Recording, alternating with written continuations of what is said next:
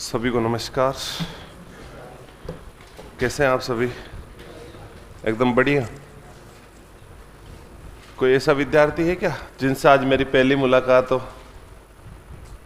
अरे बहुत सारे हैं। चलो, एक मुलाकात जरूरी थी। जो नए विद्यार्थी हैं उन सभी का स्वागत। आप सभी को शिक्षक बनने की अग्रिम ढेर सारी शुभकामनाएं। और अब शुरू करते हैं। हमने पहले 2 दिन पढ़ा था। कल अपनी क्लास नहीं हुई थी। कल तो तुम आराम कर रहे थे ना, जल्दी आराम मिल गया था तुम्हें। तो कल और क्लास चलेगी। आज चलेगी, कल चलेगी, और फिर परसों से 4 दिन की होली का अवकाश रहेगा। और फिर तो शायद कोई त्योहार है भी नहीं। होली निकलने के बाद तो फिर शायद कोई त्योहार ऐसा नहीं आ रहा है, आता भी नहीं है। वैसे वैशाख महीने में कोई त्योहार नहीं है।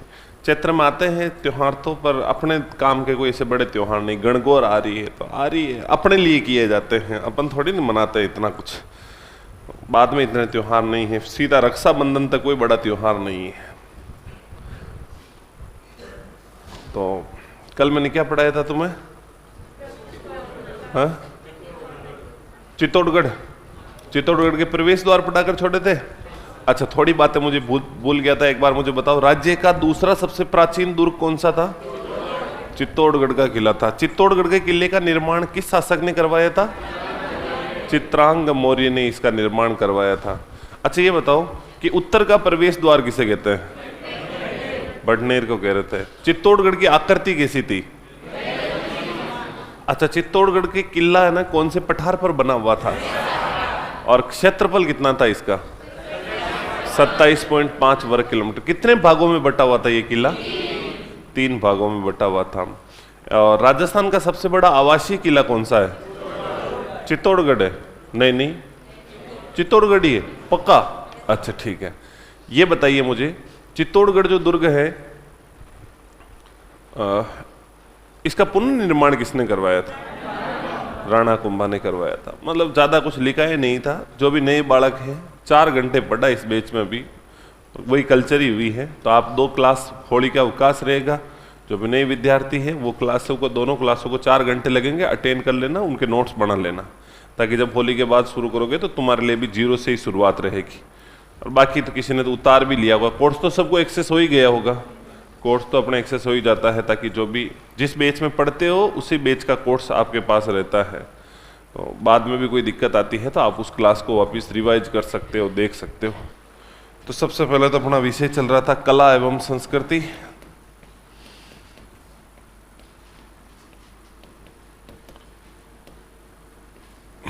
टॉपिक चल रहा था राजस्थान के प्रमुख दुर्ग।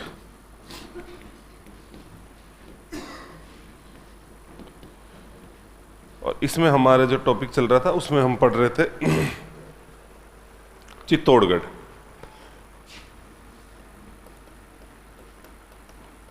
और चित्तौड़गढ़ में अलाउद्दीन खिलजी ने आक्रमण किया था। अलाउद्दीन खिलजी ने और भी जगह आक्रमण किए थे। इसके कारण मैंने लास्ट वाले सेशन में आपको बताए थे कि इसलिए अलाउद्दीन खिलजी ने इन सब जगह आक्रमण किए थे।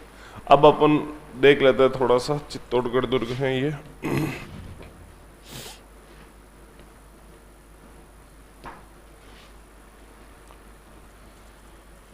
चित्तौड़गढ़ दुर्ग के साके देख रहे थे। टोटल कितने साके हुए थे चित्तौड़गढ़ में? 3 साके हुए थे। प्रथम साके का सन बताया था आप लोगों को मैंने।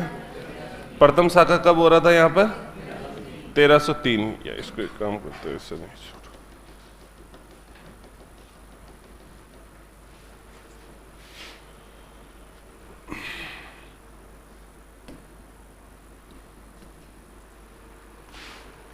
साका कब हुआ था? आक्रमणकारी कौन था? शासक कौन था उस समय? केसरिया किसने किया था? और जौहर किसने किया था?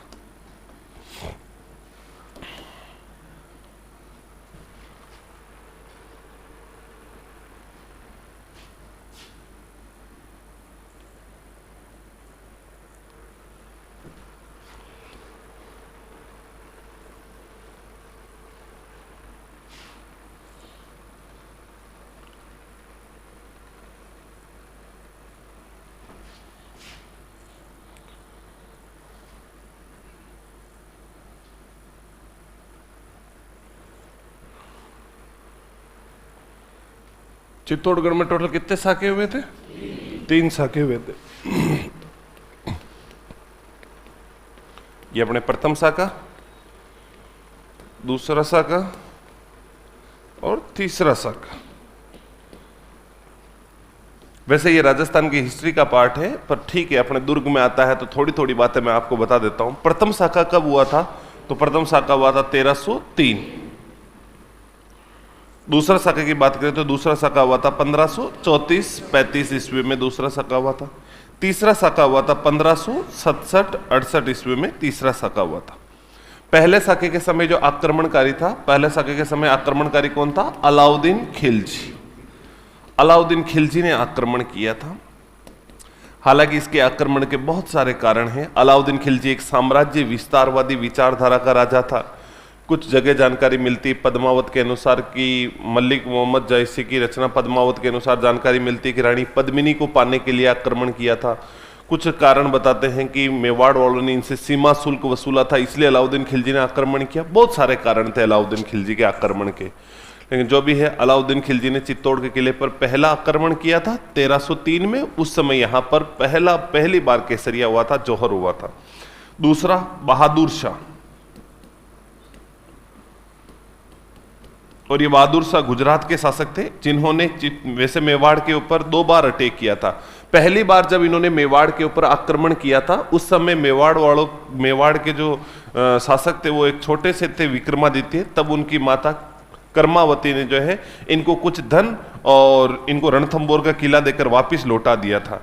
लेकिन बहादुर शाह को कहीं ना कहीं ये बात समझ में आ गई कि मेवाड़ की स्थिति बहुत ज्यादा दयनीय है, इसलिए अपने को पैसे देकर के लौटा रहे हैं।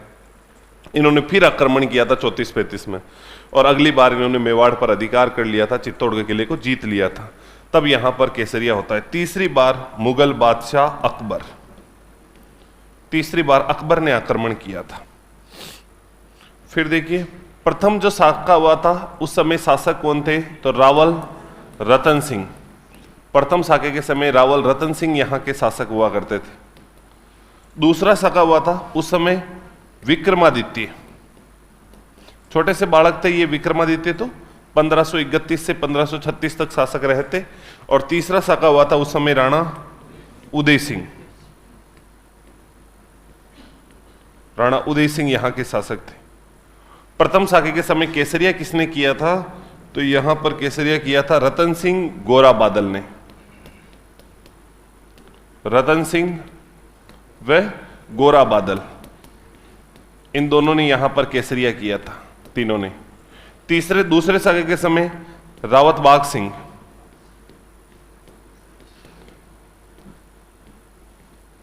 इनके नेतृत्व में यहां पर केसरिया हुआ था। तीसरे साके के समय जयमल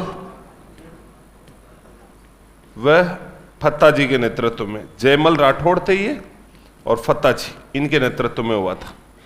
और प्रथम साके के समय जौहर किसने किया था? तो रानी पद्मिनी ने जौहर किया था। 1600 रानियों के साथ इन्होंने जौहर किया था, इसको सबसे बड़ा जौहर मानते हैं। और 1300 रानियों के साथ ये दूसरा जौहर हुआ था।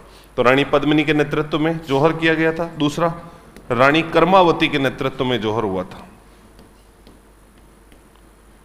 कर्मावती के नेतृत्व में। और तीसरी बार रानी फूल कंवर के नेतृत्व में जौहर किया गया था। तो देखो, एक बार वापस देखो, अपने प्रथम साके की बात करें तो प्रथम साका हुआ था 1303 में। उस समय आक्रमणकारी कौन था? अलाउद्दीन खिलजी। उस समय यहाँ के शासक कौन थे? रावल रतन सिंह जी। केसरिया किस किस के नेतृत्व में हुआ था? रतन सिंह गोरा बादल के नेतृत्व में। और उस समय जौहर किसने किया था? रानी पद्मिनी ने। जौहर का मतलब जिंदा अग्नि के अंदर प्रवेश करना, जिंदा आग में प्रवेश करके अपने प्राणों का बलिदान कर देना ही अपने जौहर कहलाता है। और अपने राजस्थान में सबसे पहला जौहर जो हुआ था वो रणथंबोर के किले में 1301 में हुआ था।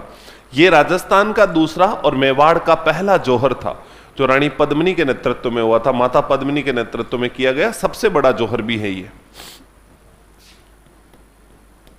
सबसे बड़ा जौहर।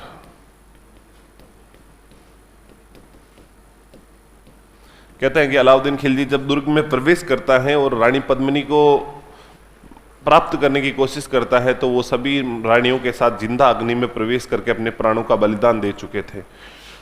दूसरा जो हुआ था ये 1534-35 में हुआ था। उस समय गुजरात के शासक बहादुर शाह ने आक्रमण किया था। उस समय विक्रमादित्य नाम के छोटे से बालक शासक थे, तो विक्रमादित्य को और उदय सिंह जी को बूंदी भेज दिया और रावत बाग सिंह ने मेवाड़ी सेना का नेतृत्व किया था और इनके नेतृत्व में युद्ध करते हुए मेवाड़ की सेना ने जो है सैनिकों ने केसरिया किया और रानी कर्मावती के नेतृत्व में यहां जोहर हुआ था। तीसरा 1567-68 ईस्वी में अकबर ने आक्रमण किया था।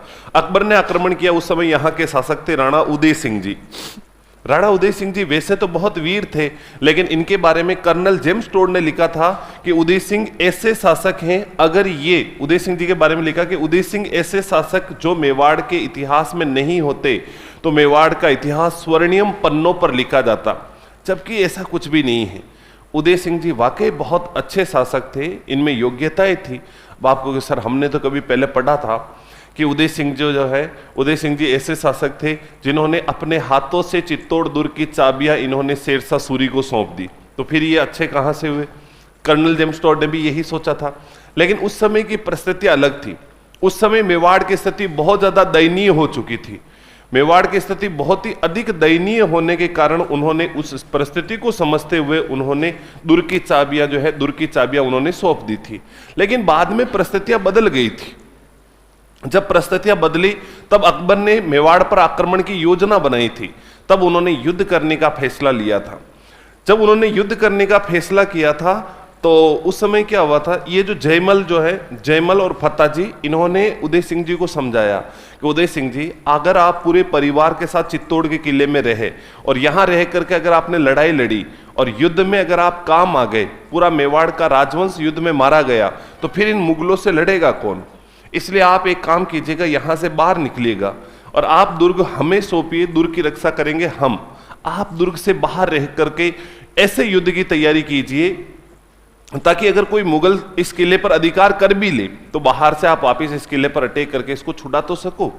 उदय सिंह जी ने कहा नहीं, ऐसा मैं नहीं कर सकता हूं, मैं इसी किले के अंदर रह करके युद्ध करूंगा, अगर ऐसा कुछ करना तो आप जाइए। ये जयमल कौन है? तो ये मेड़ता के शासक थे। लेकिन 1562 ईस्वी में मेड़ता पर अकबर ने आक्रमण करके इनको वहां से भगा दिया था। तब जयमल राठौड़ चित्तौड़ में आकर के कल्लाजी राठौड़ के साथ यहां आकर के दुर्ग की रक्षा करते हैं और यहां आकर के रहने लगते हैं, शरण ले लेते हैं। फिर बाद में इन सब ने समझाया, उदय सिंह जी नहीं चाहते हुए भी उदय सिंह जी को चित्तौड़ का किला छोड़ना पड़ा और ये चित्तौड़ का किला छोड़ करके गोगुंदा के जंगलों में चले गए और वहां इन्होंने छापामार युद्ध पद्धति शुरू कर दी थी। जब अकबर ने इस किले को चारों तरफ से घेर लिया था, तब जयमल और फत्ता जी ने दुर्ग की बहुत कुशलता से इसकी रक्षा करी थी। आसपास के जितने भी गांव थे उन सारे के सारे गांवों को खाली करके इन्होंने किले के अंदर बुला लिए थे, क्योंकि जो आक्रमणकारी लोग होते थे, बाहरी आक्रांता, ये क्या करते थे कि अगर ये किला नहीं जीत पाते थे तो ये आसपास के गांव की महिलाओं को, बच्चों को, उनको बंधक बना के ले आते। उनको बंधक बना करके उनके राजा को जो है ब्लैकमेल करते थे, गले पे तलवार लगा करके, कि अगर आपने बाहर नहीं आए, युद्ध नहीं किया, दुर्ग के दरवाजे नहीं खोले, तो फिर बाद में जो है हम इन महिलाओं का बलात्कार कर देंगे, इन बच्चों का कत्ल कर देंगे। तो फिर बाद में उनको दुर्ग का दरवाजे खोल के आना ही पड़ता था, क्योंकि इस प्रकार वो नहीं देख पाते थे घटनाओं को। तो यहां पर क्या हुआ था, जयमल और फत्ता जी ने आसपास के सारे गांवों को खाली करके अपने पास बुला ली, सारी की सारी जनता को। फिर बाद में अकबर ने खूब प्रयास किया, 2 महीने तक लगातार गोले बारूद बरसाते, दिन भर में जितनी दीवारें गिराते, रात भर में जयमल राठौड़ और कल्लाजी और फत्ता जी वापिस दीवारों को खड़ा कर देते। 2 महीने से ज्यादा समय हो गया, 3 महीने हो गए, अकबर अभी भी इस किले में प्रवेश नहीं कर पा रहे थे। तो अकबर ने कहा यार उदय सिंह जी बड़े कुशल योद्धा है। तब उनके गुप्तचरों से पता चला कि उदय सिंह जी तो किले में ही नहीं है, उदय सिंह जी तो गोगुंदा के जंगलों में बैठ कर युद्ध की और छापामार युद्ध की तैयारी कर रहे हैं। कि फिर यहां सेना का नेतृत्व कौन कर रहे हैं? कि मेड़ता वाले जयमल राठौड़। उन्होंने कहा ये कौन है? कि ये वही है मेड़ता के शासक जयमल राठौड़, जिनसे आपने 1562 में 4-5 साल पहले मेड़ता छीन लिया था और वो यहां भाग करके यहां आए हुए हैं। उन्होंने कहा अच्छा, बदला ले रहे हैं कि हाँ, संपर्क कराओ, अपना पत्र भेजो अपना। जयमल राठौड़ जी को पत्र भेजा, जयमल जी यार मजाक करी थी हमने तो मेड़ता के लिए, ऐसा क्या सीरियस ले लिया आपने तो? एक काम कीजिए, आपका मेड़ता आपको, चित्तौड़ का किला हमें दे दीजिए। जयमल राठौड़ ने कहा नहीं, अगर कोई हमें सौंप करके गया है तो ये राजपुताना है, यहाँ पर इस प्रकार चीजें दी नहीं जाती हैं। हमारे ऊपर विश्वास किया है तो हम यहाँ पर अपने प्राण दांव पर लगा देंगे, लेकिन आपको किले के अंदर तो प्रवेश नहीं करने देंगे। उनका यार समझ नहीं रहे जयमल राठौड़ जी, समझो ये किला किसी भी हालत में हमें चाहिए। अकबर ने खूब प्रयास किया, खूब उनको लालच दिया कि अच्छा तुम मेड़ता से राजी नहीं हो, मुझसे नाराज हो, चलो पूरा नागौर दिया। उन्होंने कहा पूरा नागौर क्या, पूरा राजपुताना का जीता हुआ भाग मेरे नाम कर दो ना, तो भी आपको इस दुर्ग के अंदर तो प्रवेश नहीं करने दूंगा। फिर उन्होंने कहा ठीक है, तो फिर मरने के लिए तैयार रहो। फिर इन्होंने बनाई थी अकबर ने यहाँ पर पासीब, साबात और मोहर मंगरी। पासीब और साबात क्या थी, तो चमड़े की सुरंगें बनाई थी ताकि उनकी सेना जो है उस सुरंग में बिल्कुल किले के नजदीक पहुंच सके। क्योंकि मैंने आपको परसों के दिन पढ़ाया था, तब मैंने एक बात बताई थी, गिरी दुर्ग। गिरी का मतलब जो पहाड़ी पर बने हुए किले होते थे, तो उनमें क्या करते थे, जो महिला वगैरह लड़ नहीं जानती थी उनको भी कुछ नहीं, गरम गरम तेल की कढ़ाई के पास बिठा देते थे, उबलते हुए तेल के पास बिठा दिया जाता था। अब शत्रु सैनिक वो पहाड़ के ऊपर किले की दीवारों पर चढ़ करके आते थे, वो देखती थी कि अच्छा अब्दुल तू कहाँ जा रहा है, ले पकड़, गरम गरम तेल उनके ऊपर गिरा देती और 2 बूंदे भी गिर जाती तो वो सीधे अब्दुल नीचे, और फिर सीधा टिकट ऊपर का कटता था उसका। तो यहां पर वो समझ गए थे कि ऐसे तो अपन जीत नहीं पाएंगे, किले तक पहुंच नहीं पाएंगे, खूब सैनिक मारे गए हैं। तब उन्होंने बनाई थी पासीब, चमड़े की सुरंग, ताकि उस सुरंग में सैनिक बिल्कुल किले की दीवार के नजदीक तक जा सके। फिर ऊपर से तेल गिराए, पत्थर गिराए, कुछ भी गिराए, तो वो सुरंग मजबूत बनाई थी ताकि वहां पर सैनिक आसानी से पहुंच सके। तो इस प्रकार अकबर की सेना दुर्ग में प्रवेश करती है। और जब अकबर की सेना प्रवेश करती, उससे पहले अकबर अपनी एक संग्राम बंदूक थी, उससे जयमल के पैर पे गोली मारता है। जयमल एक पैर से लंगड़ाते लंगड़ाते चलता है। ये अपने भतीजे कल्ला जी के पास पहुंचते हैं। इनके भतीजे कल्ला जी जो है, कल्ला जी के पास पहुंचे थे। उस समय कल्ला जी की कोई 23 साल की उम्र थी और विवाह के लिए वो उस समय तैयारी कर रहे थे। 23 साल में पहले ब्याह हो जाते थे। अब आजकल 23 साल में ये सोचते हैं कि नहीं यार, पहले हम हमारे पैरों पे खड़े होएंगे, नौकरी लगेंगे, उसके बाद शादी की सोचेंगे। पहला आदमी 23 साल में तो 2-3 बच्चे का बाप बनता था और पता भी नहीं रहता था कि तब तक उनका बेटा कमाने लग जाता था, उनके बराबर कदमों से कदम मिला के चलता था। आजकल बापू धीरे धीरे बिल्कुल माचा में खल्ड बढ़ते जा रहा है, बूढ़ी खल्ड की तरह, और बच्चा अभी तक शादी योग्य ही नहीं हुआ है। इसलिए जीवन में विवाह भी बिल्कुल समय पर जरूरी है। कुछ लोग 35 साल के भी हैं, मैंने देखे हैं, कुछ 38 साल के भी हैं, 40 साल के भी हैं और अपने आप को कंवारा कहते हैं। मैंने कहा अब तुम कंवारे नहीं हो, अब तुम उस कैटेगरी में चले गए हो जिसको कंवारा नहीं कहा जा सकता है। कोई 38 साल में कहे कि आई एम सिंगल, अरे डोपा तू सिंगल नहीं है तो इसको सिंगल नहीं कहते हैं। तो शादी के लिए एकदम पहले के लोग सही सोचते थे, एकदम सही टाइम पे शादी वादी करा करो के एकदम। हाँ, तो मैक्सिमम शादी के लिए 25 साल, मुझे लगता है 25 साल में शादी हो जानी चाहिए। आप में से किसी की अगर नहीं हुई ना 25 में, तो तुम यूं टेंशन में मत आ जाना और सर तो 25 मैक्सिमम बता रहे थे, बट ये ठीक होती है एज शादी के लिए। इस समय 25 में हो जाए और 26-27 तक एक बच्चा बच्ची जो भी होए, गुड़िया गुड़ा जो भी होए, हो जाना चाहिए। देख लेना बाकी, तुम बता रहा हूं मैं तो। अरे सही में शादी टाइम पे कर लेना, बाद में बहुत दिक्कत रहती है। बस शादी के बाद एक दिक्कत रहती है, वो तुम्हें भी पता है, घमासान मचता है फिर, पर उसमें भी मजे हैं। तो ये अपने साके हुए थे 3, और वो जो जयमल राठौड़ थे 23 साल के थे उस समय। कल्ला जी राठौड़ उसके पास, जयमल राठौड़ के भतीजे थे कल्ला जी राठौड़, उनके पास गए। उन्होंने उनको अपने कंधे पर बिठाया और कंधे पर बिठा करके मुगल सैनिकों से युद्ध किया। उन्होंने कहा आपके पैर में गोली लगी, हाथ एकदम सही है।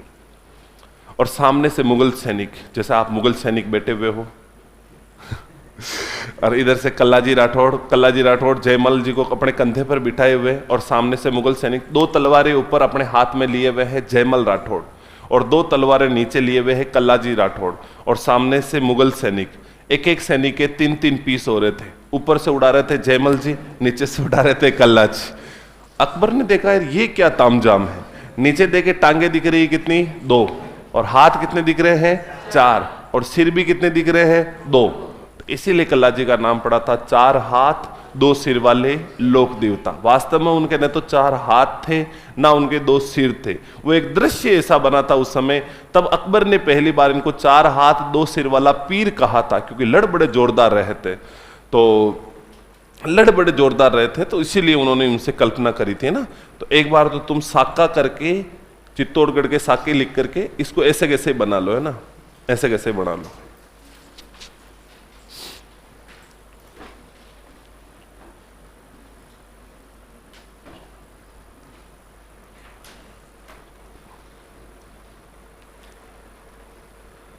या ऐसे पूरी की पूरी लाइनें लिखाऊं कि चित्तौड़ का प्रथम साका 1303 में हुआ था, उस समय आक्रमण अलाउद्दीन खिलजी ने किया। समझ गए ना तुम? हाँ, शाबाश।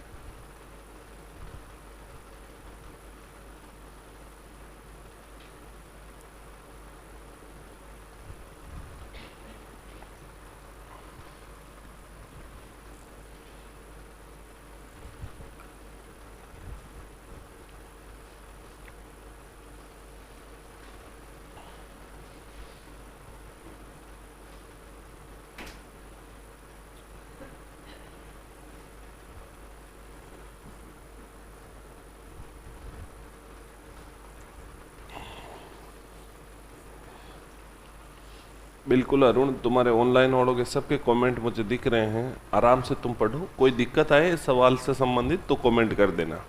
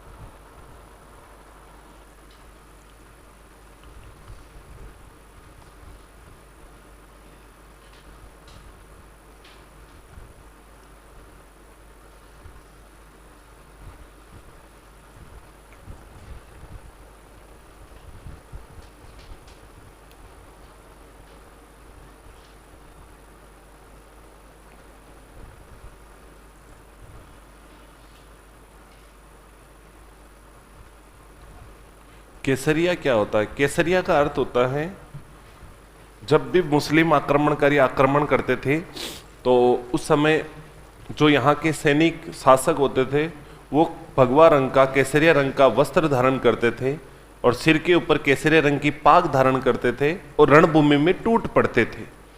उनका एक ही उद्देश्य होता था, या मरना या फिर मारना, अपनी मातृभूमि की रक्षा के लिए या तो खुद मर जाना। और ज्यादातर केसरिया तब किया जाता था जब आक्रमणकारियों की संख्या बहुत बड़ी हो और आक्रमणकारियों की विजय निश्चिंत हो और उसके बावजूद भी अपने प्राणों का बलिदान कर देना, वही केसरिया होता था। एक तो युद्ध होता था, जब यूं लगता था कि दोनों बराबर है पलड़े, तब उस समय तो लड़ाई होती थी। लेकिन केसरिया का अर्थ उन्हें पता होता था कि मुझे हारना है, लेकिन ज्यादा से ज्यादा को मार करके मरना है। उसे पता था कि शत्रु सैनिक बहुत बड़े संख्या में है, मौत निश्चिंत है, लेकिन फिर भी युद्ध करना, उसी को केसरिया कहते हैं। अग्नि जौहर या जल जौहर, केवल जल जौहर पूरे राजस्थान में नहीं, हिंदुस्तान में एक ही जगह हुआ था, रणथंभौर में, बता दूंगा मैं, और कहीं नहीं हुआ है, कहीं नहीं हुआ है तो आपको चिंता नहीं करनी ना, एक ही है केवल रणथंभौर में, बाकी सब अग्नि जौहर। जौहर का मतलब ही अग्नि होता था, अग्नि में जिंदा प्रवेश करना। उसके पीछे भी कारण बताऊंगा रणथंभौर में क्यों वहां जल जौहर हुआ था। और प्लीज तुम सुबह सुबह आए हो, आप में अभी एनर्जी बिल्कुल खत्म है। मैं तुम्हें बता दूं, मैं रात को 12-1 बजे तक तो मैं गाड़ी चला करके गांव से पहुंचा हूं जोधपुर, फिर खाना वाना लाए थे, खाना वाना खाया, और फिर बाद में 2-1 बजे के आसपास में सोया था, शायद 3-1 बजे के आसपास मुझे नींद आई होगी, उससे पहले आई भी नहीं, और वही सुबह 5:30 बजे उठे वापिस।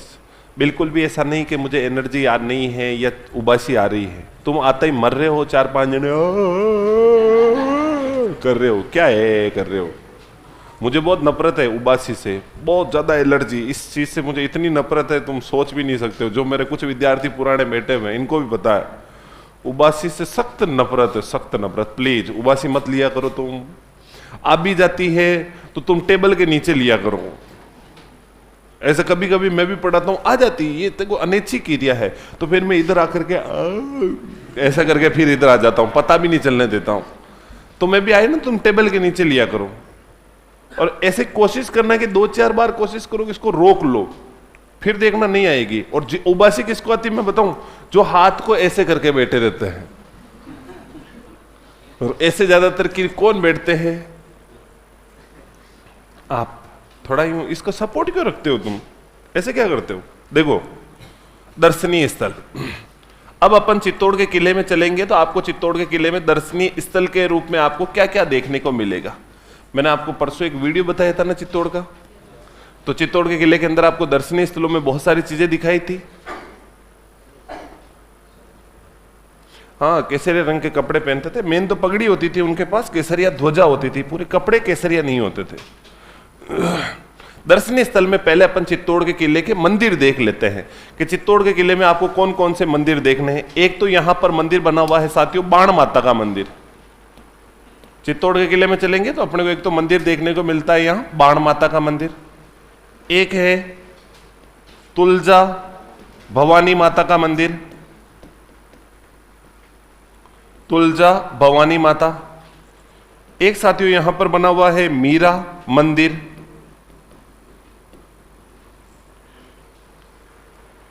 एक है यहां पर कुंभा स्वामी मंदिर, जिसे अपन कुंभा स्वामी मंदिर, कुंभ श्याम मंदिर भी बोलते हैं, इसी को बोलते हैं अपने कुंभ श्याम मंदिर, कुंभ श्याम मंदिर।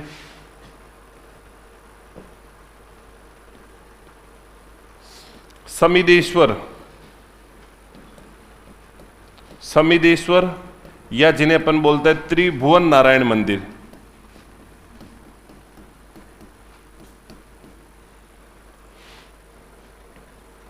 कालिका माता का मंदिर,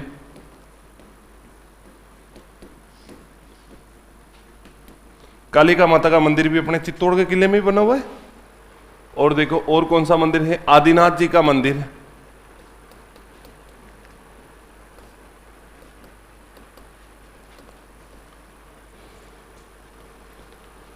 और एक बना हुआ है श्रृंगार चौरी मंदिर।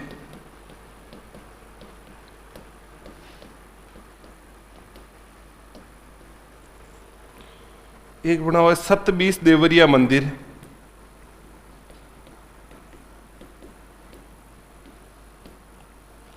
एक है यहां पर कुकड़ेश्वर महादेव का मंदिर। तो देखो सबसे पहले दर्शनीय स्थलों की बात करें तो दर्शनीय स्थलों में सबसे पहले आपके आ रहा है यहां पर एक देवी का मंदिर जिनका नाम है बाण माता। और बाण माता का जो मंदिर बना हुआ है इसका निर्माण किसने करवाया, यहां पर राणा कुंभा ने इसका निर्माण करवाया था।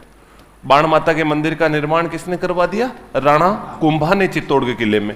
क्योंकि मैंने कल आपको बताया था कि राणा कुंभा ने जो है, राणा कुंभा ने सबसे अधिक मंदिर यहां पर निर्माण कार्य किया था, आधुनिक निर्माता थे। बाण माता जो है इनके मंदिर का निर्माण भी किसने करवाया था, राणा कुंभा ने इस मंदिर का निर्माण करवाया था। और देखो अपने मेवाड़ शासकों की कुल देवी है,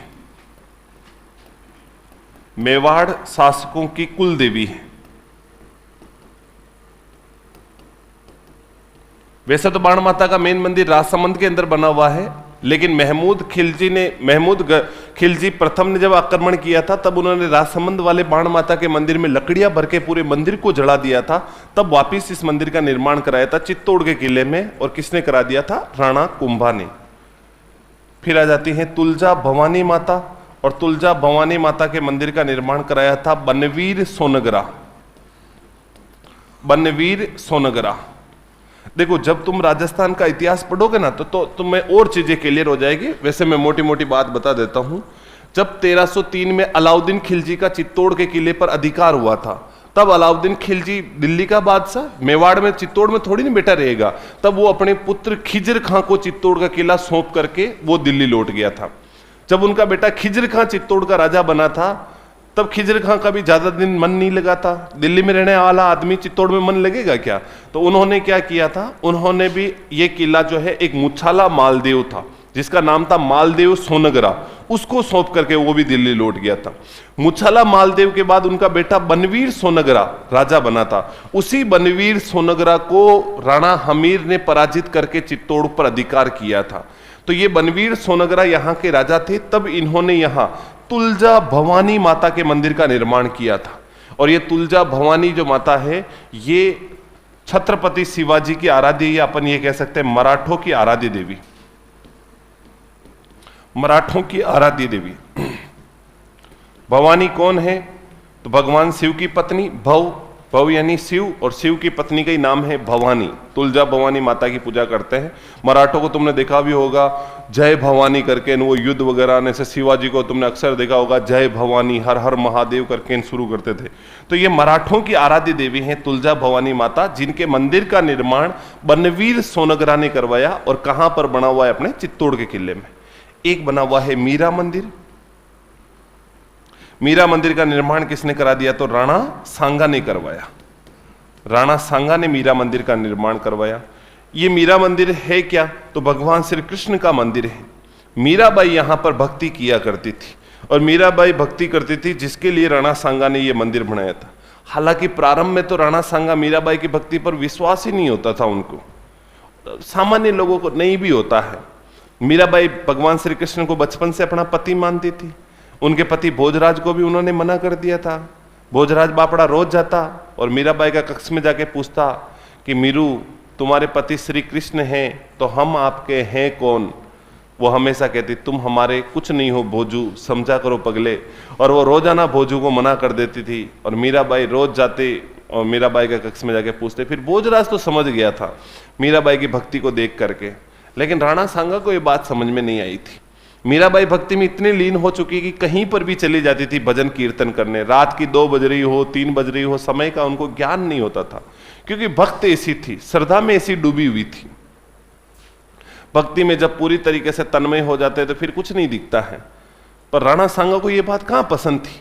और सामान्यतः हो तो हमारे सामान्य परिवारों में ये चीजें मतलब यूं लगता भी है। जैसे आज आप अपने ऊपर लेकर के देखो, आपकी लुगाई रात को 2-2 बजे उठ करके संतों के साथ इधर उधर भजन कीर्तन करने जाए, तो बताओ तुम्हारे पापा को अच्छा लगेगा क्या? तुम्हें अच्छा लगेगा क्या? नहीं लगेगा ना। अरे हाँ या ना तो करो बाबू, नहीं लगेगा ना। किस किस को लग सकता है कि 2 बजे जाए तो जाए, हमें तो बढ़िया लगेगा? नहीं लगेगा ना। राणा सांगा तो मेवाड़ के राजा थे।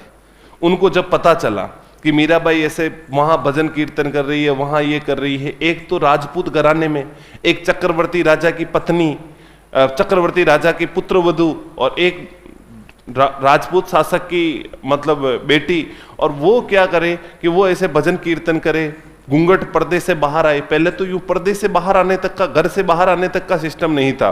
वो घर से बाहर भी निकले, पर्दे से बाहर भी आए, ये सब चीजें करे। तो ये चीजें राणा सांगा को पसंद नहीं आ रही थी। राणा सांगा ने उनको यातनाएं दी, पर जब राणा सांगा को पता चला कि इनकी भक्ति बहुत सच्ची है, तब राणा सांगा ने उनके लिए एक मंदिर का निर्माण करवाया, जिसको नाम ही मीरा मंदिर दिया। यहां पर भगवान श्री कृष्ण की काले पत्थर की प्रतिमा लगवाई, और इनके मंदिर के बिल्कुल सामने इनकी गुरु रेदास जी की छतरी बनाई गई थी, क्योंकि मीराबाई ने सबको ठेंगा दिखाते हुए कहा कि संत रेदास मेरे गुरु हैं। लोगों ने कहा कि अरे वो चरमकार चमार परिवार से हैं और आप उनको अपना गुरु बना रहे हो। तो उस समय जाति प्रथा, उस समय जो छुआछूत भेदभाव चरम पर था, बहुत ज्यादा होते थे। गुरु भी बनाते थे तो फिर वो अपने योग्यता के आधार पर कि यार अपन इतने ऊंचे कुल के हैं तो गुरु भी इतने ऊंचे कुल का होना चाहिए, ऐसी चीजें थी। लेकिन अब चीजें सब सामान्य हो गई। अब व्यक्ति अपने गुणों से महान बनता है। जाति, किस जाति में जन्मा है, किस धर्म में जन्मा है, कहां जन्मा है, ये मायना नहीं रखते हैं। आदमी के गुण कितने, कि उनके विचार कितने महान हैं, वो उनसे महान बनाते हैं। तो मीराबाई अपने गुरु रैदास जी से दीक्षा विक्षा लेती, मेन संत की दीक्षा इन्होंने उन्हीं से ली थी। और फिर बाद में इनके मंदिर का निर्माण राणा सांगा ने करा दिया और यहाँ पर भगवान श्री कृष्ण की मूर्ति स्थापित करी। वर्तमान में यहाँ कोई मूर्ति नहीं है। वर्तमान में यहाँ क्यों मूर्ति नहीं है? तो मीराबाई जब यहाँ रह करके भक्ति किया करती थी, तब मीराबाई यहाँ से जब वृंदावन गई तो यहाँ से जो मूर्ति लगी हुई थी उस मूर्ति को लेकर वृंदावन चली गई और उस मूर्ति को वृंदावन में ले जाकर के स्थापित कर दिया और वहां भक्ति की। फिर वहां से मीराबाई रणछोड़ मंदिर गुजरात चली गई और वहीं पर अंतिम समय उन्होंने बिताया था और उस मूर्ति को वृंदावन में ही छोड़ के चली गई थी। उसी मूर्ति को अपने जयपुर के एक शासक थे मान सिंह, और मान सिंह अपनी रानी कनकावती के कहने पर आमेर के किले में लाते हैं और आमेर के किले में लाकर के उस मूर्ति को स्थापित करते हैं, जिसे हम कहते हैं जगत शिरोमणि मंदिर, जो अपने पुत्र जगत सिंह की याद में बनाया, जिसे भी मीरा मंदिर कहते हैं। इसलिए मीरा मंदिर कहते हैं क्योंकि वो मूर्ति वृंदावन से लाई गई और उसी मूर्ति की पूजा मीराबाई करती थी। मीराबाई वो मूर्ति कहां से लेकर के गई थी? तो चित्तौड़गढ़ के मीरा मंदिर से लेकर के गई थी। देखो वापिस सुनो, इधर देखो ना, मेरे को देखो ना। मीरा मंदिर में जो मूर्ति लगी हुई थी काले पत्थर की, उसको मीराबाई जब वृंदावन गई थी तो अपने साथ लेकर के चली गई थी, वहां रह करके पूजा करती थी। इसलिए वर्तमान में इस मंदिर के अंदर कोई मूर्ति नहीं है। फिर इसी मूर्ति को मान सिंह जो है वृंदावन से कहां लेकर चले जाते हैं? आमेर में, और जगत शिरोमणि के नाम से मंदिर बनाते हैं। और जगत शिरोमणि मंदिर को अपन मीरा मंदिर भी कहते हैं, इसलिए कहते हैं क्योंकि वही मूर्ति है जिस मूर्ति की पूजा मीराबाई करती थी। अगर आपसे कभी पूछ ले कि चित्तौड़गढ़ के मीरा, आमेर के मीरा मंदिर का निर्माण किसने करवाया, तो वो मीरा मंदिर जगत शिरोमणि मंदिर ही है, जिसका निर्माण मान सिंह ने करवाया। अपन आगे लिखेंगे। तो इसका निर्माण तो कौन करा रहा है? राणा सांगा। बताओ वर्तमान में यहां पर मूर्ति है क्या? वर्तमान में मूर्ति नहीं है। वर्तमान में यहां किसी प्रकार की मूर्ति नहीं है। ठीक साहब, वर्तमान में कोई मूर्ति नहीं है यहां पर। और देखो और क्या बात याद रखनी है इसमें? तो मंदिर के सामने किसकी छतरी बनी है? मंदिर के सामने संत रैदास जी की छतरी है। संत रैदास जी की छतरी बनी हुई है 4 खंभों की। तो संत रैदास जी की छतरी अपने चित्तौड़गढ़ में इसी मीरा मंदिर के सामने। कुंभा स्वामी या कुंभ श्याम मंदिर, निर्माता राणा कुंभा। राणा कुंभा भगवान विष्णु का बहुत बड़ा उपासक था और भगवान विष्णु का उपासक होने के कारण इन्होंने इस मंदिर का निर्माण करवाया था, कुंभा स्वामी या कुंभ श्याम मंदिर का निर्माण। नाम याद रखना, ज्यादा बातें नहीं है इसमें। तो समिदेश्वर मंदिर या त्रिभुवन नारायण का मंदिर 10वीं सदी में परमार राजा भोज ने करवाया। 10वीं सदी में परमार भोज ने इसका निर्माण किया। 10वीं सदी में अपने मेवाड़ के राजा थे एक शक्ति सिंह, और शक्ति सिंह के ऊपर आक्रमण किया था परमार मुंज ने, और परमार मुंज ने आक्रमण किया था। तब उनका नाम शक्ति सिंह था, पर उन्होंने शक्ति जैसा कुछ भी नहीं किया था। वो वहां से भागा और भाग करके वो सीधा जो है गुजरात में जाके शरण लेता है। नाम उसका शक्ति सिंह था, पर उन्होंने शक्ति नहीं दिखाई। जैसे अपने श्रद्धा कपूर के डैडी का नाम तो ना सुना तुमने, शक्ति कपूर। नाम शक्ति कपूर है, लेकिन उनकी जितनी भी मूवीज आई हैं, एक भी मूवी में अभी तक उन्होंने अपनी शक्ति नहीं दिखाई है। हर मूवी में वो रेपटे ही खाते हैं, हर मूवी में विलेन का रोल निभाते हैं, किसी में कोई उनके लबूरिये बरता है, कोई कान के बटके बरता है। कुल मिलाकर के हर मूवी में उसका नंबर ही आया है। शक्ति कपूर है पर शक्ति नहीं दिखाई। वैसे एक शक्ति सिंह था मेवाड़ का, पर शक्ति नहीं दिखा पाया था। तब परमार मुंज का अधिकार होता है। परमार मुंज यहां से लूटपाट करके लौट जाता है और अपने भतीजे परमार भोज को चित्तौड़ का राजा बनाता है। परमार भोज ने भी सोचा यार बेटे बेटे क्या ही करेंगे, एक काम करते हैं, यहां पर कुछ निर्माण ही कर देते हैं। तब 10वीं सदी में परमार भोज ने इस समिदेश्वर, अच्छा और बता दूं मैं, पीछे स्वर लिखा हुआ आ जाए मतलब समझ लेना कि ये शिव मंदिर है। पीछे स्वर आ रहा है, पिपलेश्वर इसका मतलब शिव है, जरनेश्वर मतलब शिव है, स्वर आ गया इसका मतलब वो शिव जी के मंदिर की बात हो रही है। तो समिदेश्वर त्रिभुवन नारायण मंदिर है। ये जो मंदिर है, इस मंदिर का निर्माण परमार भोज ने करवाया। पुनर्निर्माण या जीर्णोद्वार की बात करें तो वो मोक्कल ने करवाया। और 3 मुखों वाली प्रतिमा लगी है, 3 मुखों वाली 8 फीट ऊंची प्रतिमा लगी हुई यहां पर। थोड़ा याद रख लेना अपने इस मंदिर का निर्माण। और ये कौन सी शैली का मंदिर है?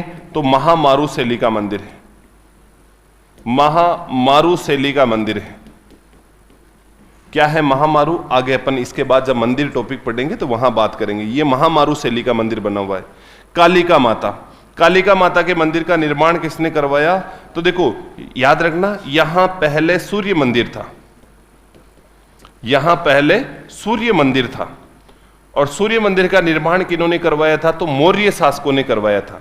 पहले यहां सूर्य मंदिर था, सूर्य मंदिर का निर्माण किन्होंने करवा दिया था? यहां पर मौर्य शासकों ने करवा दिया। लेकिन जब मुस्लिम आक्रमणकारियों ने आक्रमण किया था तब इस सूर्य मंदिर को ध्वस्त कर दिया था। तब यहां पर राणा कुंभा ने मां कालिका की मूर्ति स्थापित की थी। और कालिका माता को चित्तौड़ की रक्षक देवी कहते हैं, चित्तौड़गढ़ की रक्षक देवी कहते हैं। थोड़ा याद रख लेना, चित्तौड़गढ़ की रक्षक देवी कौन कहलाती? कालिका माता। इनकी मूर्ति किन्होंने स्थापित करी? राणा कुंभा ने। पहले यहां पर क्या हुआ करता था? सूर्य मंदिर। सूर्य मंदिर का निर्माण किन्होंने करवाया था? मौर्य शासकों ने करवाया था। तो याद रखना, कालिका माता के मंदिर के स्थान पर पहले सूर्य मंदिर था। आदिनाथ जी, और आदिनाथ जी के मंदिर भी अपने चित्तौड़ के किले में बना हुआ है। इसका निर्माण किसने करवाया? जैन जीजाशाह बगेरवाल ने। जैन जीजाशाह बगेरवाल, जिन्हें अपन श्रेष्ठी जैन के नाम से भी जानते हैं, इन्होंने इसका निर्माण किया था। यह निर्माण कब करा दिया था? तो 13वीं सदी में इस मंदिर का निर्माण किया था। 13वीं सदी में यहां पर यह मंदिर बनाया। ये देखो, ये अपने यहां पर एक मंदिर बना हुआ है। और यह मंदिर किनका है? आदिनाथ जी का। इस मंदिर के पास में ही अगर तुम कभी गए हो तो तुमने एक यहां पर देखा होगा, इस प्रकार एक क्या बना हुआ है? जैन कीर्ति स्तंभ। 1 2 3 4 5 6 और 7। हालांकि ये 7वीं मंजिल छोटी सी, कहीं कहीं पर इसके 6 मंजिलों का उल्लेख मिलता है। इसके सामने जैन कीर्ति स्तंभ भी बना हुआ है। यह मंदिर किसका है? आदिनाथ जी का। यहां पर क्या बना हुआ है? ये जैन कीर्ति स्तंभ। और ये जैन कीर्ति स्तंभ किसको समर्पित हैं? आदिनाथ को समर्पित है। जैन कीर्ति स्तंभ। मेन कीर्ति स्तंभ तो विजय स्तंभ को ही कहते हैं, लेकिन इसे जैन कीर्ति स्तंभ कहते हैं। इसका निर्माण भी 13वीं सदी में किसने करवाया? तो जैन जीजाशाह बगेरवाल ने। आदिनाथ कौन है? तो ये ऋषभ देव जी, जो जैनियों के प्रथम तीर्थंकर हैं, पहले तीर्थंकर है ऋषभ देव जी, इसलिए उनका नाम पड़ गया आदिनाथ। आदि यानी सबसे पहले जो शुरुआत करने वाले तीर्थंकर थे। और ये कितने मंजिला बना हुआ है या कितने फीट ऊंचा है? तो 75 फीट ऊंचा है। और 7 मंजिला है। 7 मंजिला है। 7 ऑप्शन में नहीं आए तो 6 करना है, बाकी 7 आ जाएगा मुझे जहां तक लगता है। तो 7 मंजिला विजय स्तंभ, जैन कीर्ति स्तंभ बना हुआ है, जिसकी ऊंचाई 75 फीट है। और ये किसको समर्पित है? तो आदिनाथ को समर्पित है। इसका निर्माण किसने करवाया? तो जैन जीजाशाह बगेरवाल। एक बनी हुई यहां पर श्रृंगार चौरी मंदिर। और ये श्रृंगार चौरी मंदिर किसके काल में बनाया गया था? राणा कुंभा के काल में मंत्री वेलका ने करवाया। ये कब बनाया गया? तो राणा कुंभा के काल में। और किसने बनाया था? तो वेलका, या जिसे अपन कहते हैं वेलोक। राणा कुंभा का एक जैन मंत्री था वेलका या वेलोक, उन्होंने इस श्रृंगार चौरी मंदिर का निर्माण किया था। इसकी आकृति कैसी है इस मंदिर की? तो उड़ते हुए पक्षी के समान,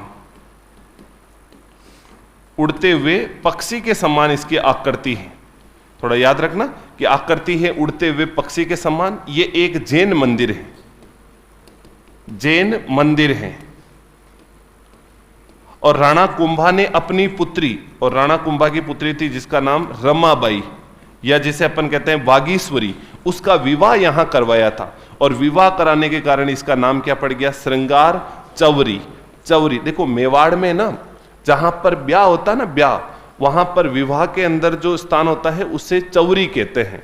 विवाह का जो स्थान होता है, जैसे अपने मंडप बोल देते हैं इधर, लेकिन मेवाड़ में ब्याह करने का जो स्थान होता है उसको क्या कहते हैं? चौवरी। ऐसे बनाई जाती थी। अब तो चलो आजकल तो टेंट वाले ने वो खुद ही बना लेते हैं, वरना पहले ऐसे 4 लकड़ियां रोपते थे, उसके ऊपर केले के पत्ते बांधते थे, उसके ऊपर ऐसे टहनियां वगैरह, आम की टहनियां वगैरह डाल देते थे, फिर उसके नीचे फेरे लिए जाते थे। मेवाड़ से कौन कौन है? मेवाड़ से अच्छा, आप चौवरी बोलते हैं? आज भी चौवरी कहते हैं?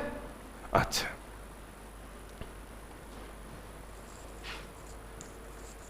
लो एक बार तो तुम ये नोट कर लो अपने।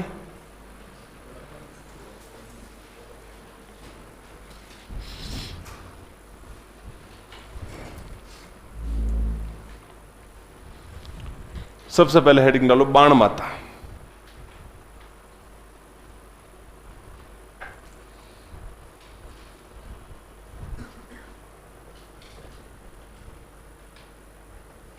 बाण माता,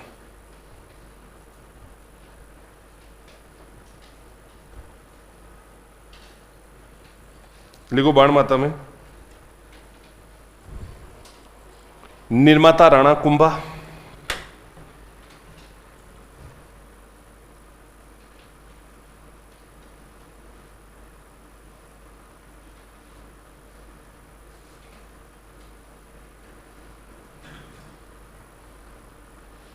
बाण माता, बाण माता में लिख लो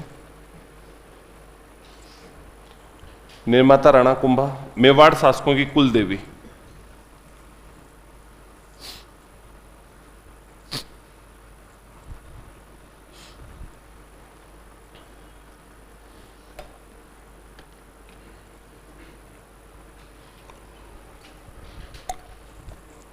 फिर लिखो तुलजा भवानी माता, तुलजा भवानी माता,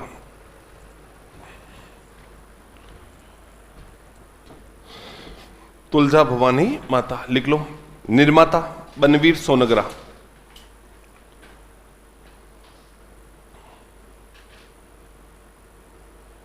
निर्माता बनवीर सोनगरा।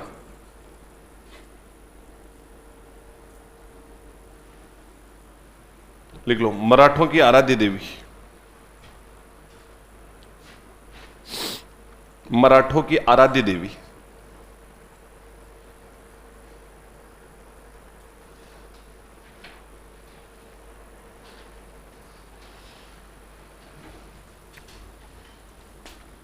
आगे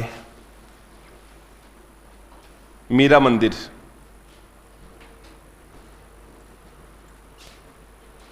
मीरा मंदिर। निर्माता राणा सांगा, निर्माता राणा सांगा।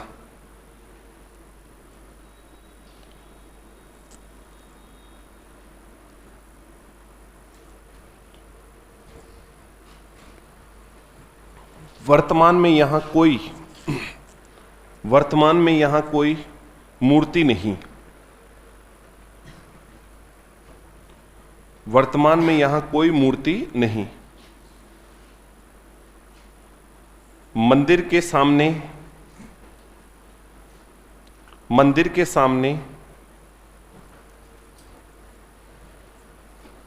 संत रैदास जी की, मंदिर के सामने संत रैदास जी की छतरी बनी है। मंदिर के सामने संत रैदास जी की छतरी बनी है।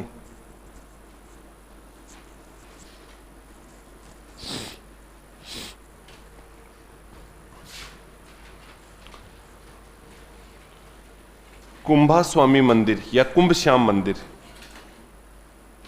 कुंभा स्वामी मंदिर या कुंभ श्याम मंदिर।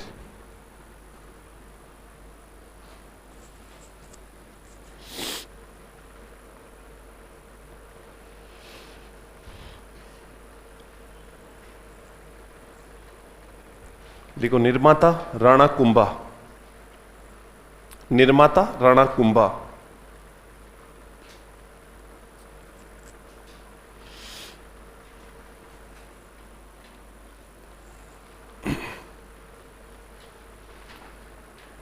भगवान विष्णु को समर्पित है। ये मंदिर किसको समर्पित है? तो लिख लो भगवान विष्णु को समर्पित है। जैनियों के 23वें तीर्थंकर पार्श्वनाथ जी। रीट में आया था प्रश्न, ठीक है, पार्श्वनाथ जी है जैनियों के 23वें तीर्थंकर।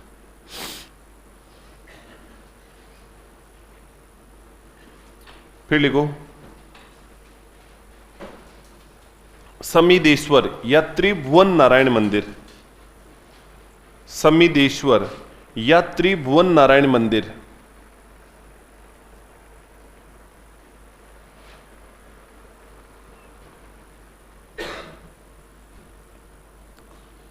समीदेश्वर या त्रिभुवन नारायण मंदिर 10वीं सदी में परमार राजा भोज ने 10वीं सदी में परमार राजा भोज ने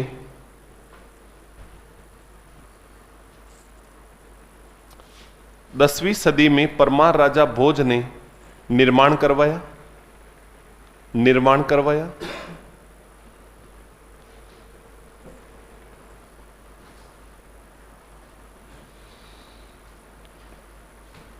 आगे 15वीं सदी में पुनर्निर्माण मोकल ने करवाया। 15वीं सदी में पुनर्निर्माण मोकल ने करवाया।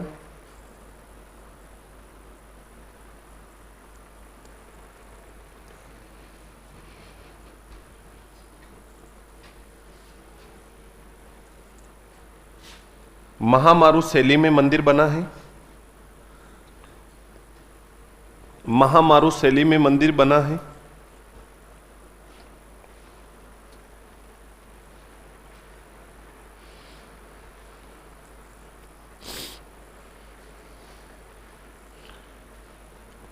तीन मुखों वाली भगवान शिव की प्रतिमा। तीन मुखों वाली भगवान शिव की प्रतिमा लगी है।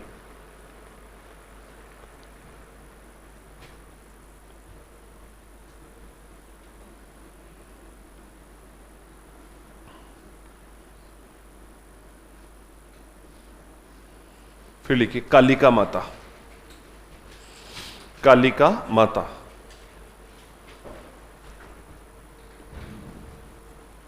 लिखो पहले यहां सूर्य मंदिर था। पहले यहां सूर्य मंदिर था जिसका निर्माण मौर्य शासकों ने करवाया। पहले यहां सूर्य मंदिर था जिसका निर्माण मौर्य शासकों ने करवाया।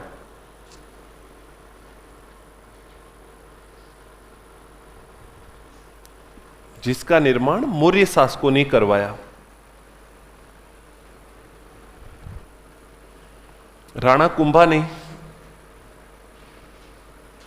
राणा कुंभा ने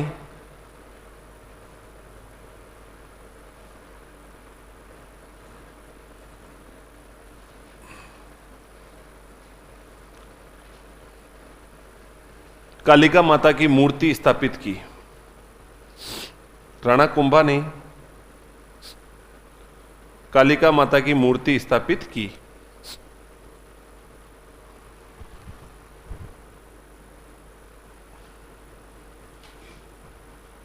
आगे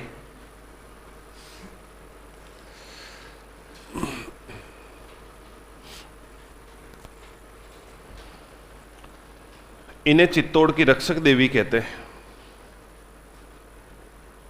चित्तौड़ की रक्षक देवी कहते हैं।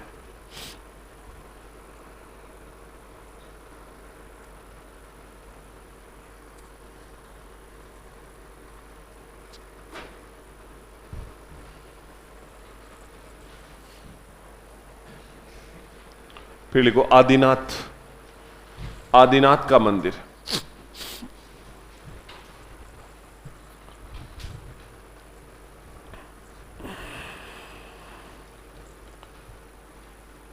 आदिनाथ का मंदिर।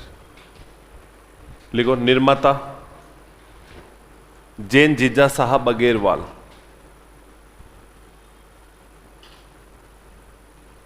जैन जीजा साहब बगेरवाल।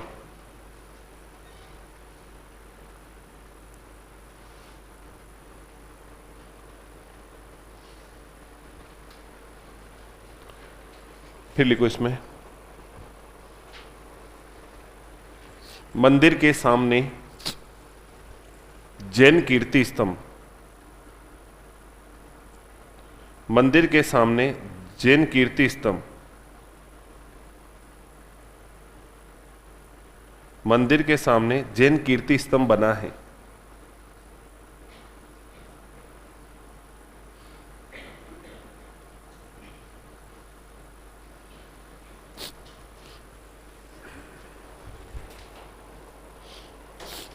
आगे, यह स्तंभ 7 मंजिला है जिसकी ऊंचाई 75 फीट। यह स्तंभ 7 मंजिला है जिसकी ऊंचाई 75 फीट।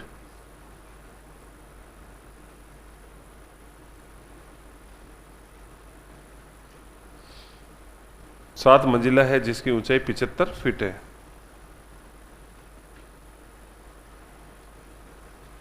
आगे,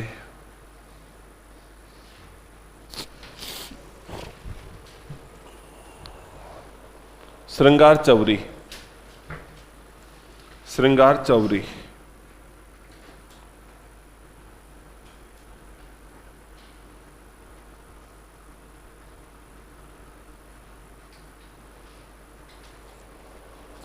लिखो। राणा कुंभा के मंत्री वेलका या वेलोक ने, राणा कुंभा के मंत्री वेलका या वेलोक ने निर्माण करवाया।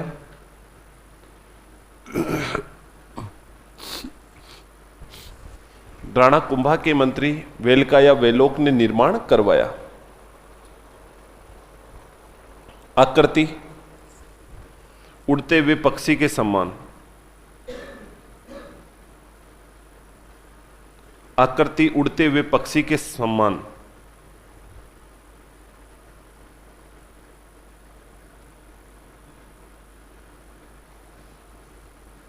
आगे,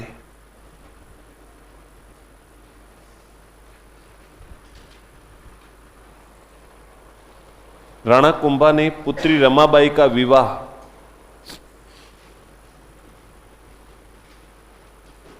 राणा कुंभा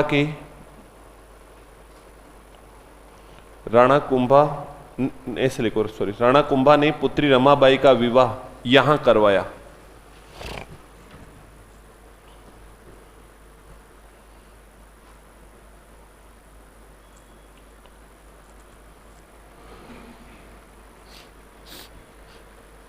आगे, सतबीस देवरिया मंदिर,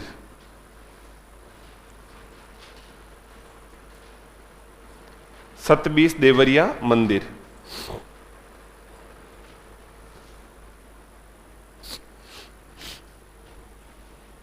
जैनियों के 27 मंदिरों का समूह है।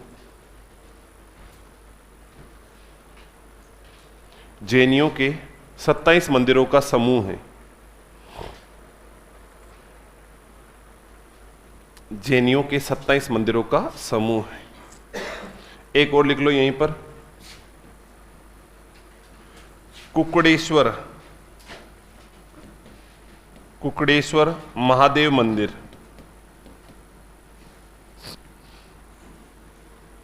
कुकड़ेश्वर महादेव मंदिर।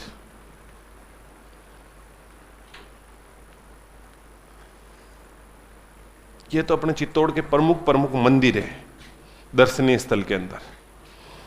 अब देखो तुम आगे,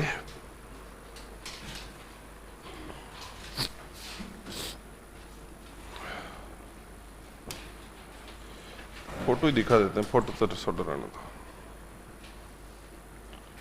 बढ़ाते हैं ना तो उसमें ज्यादा मजा आता है ना।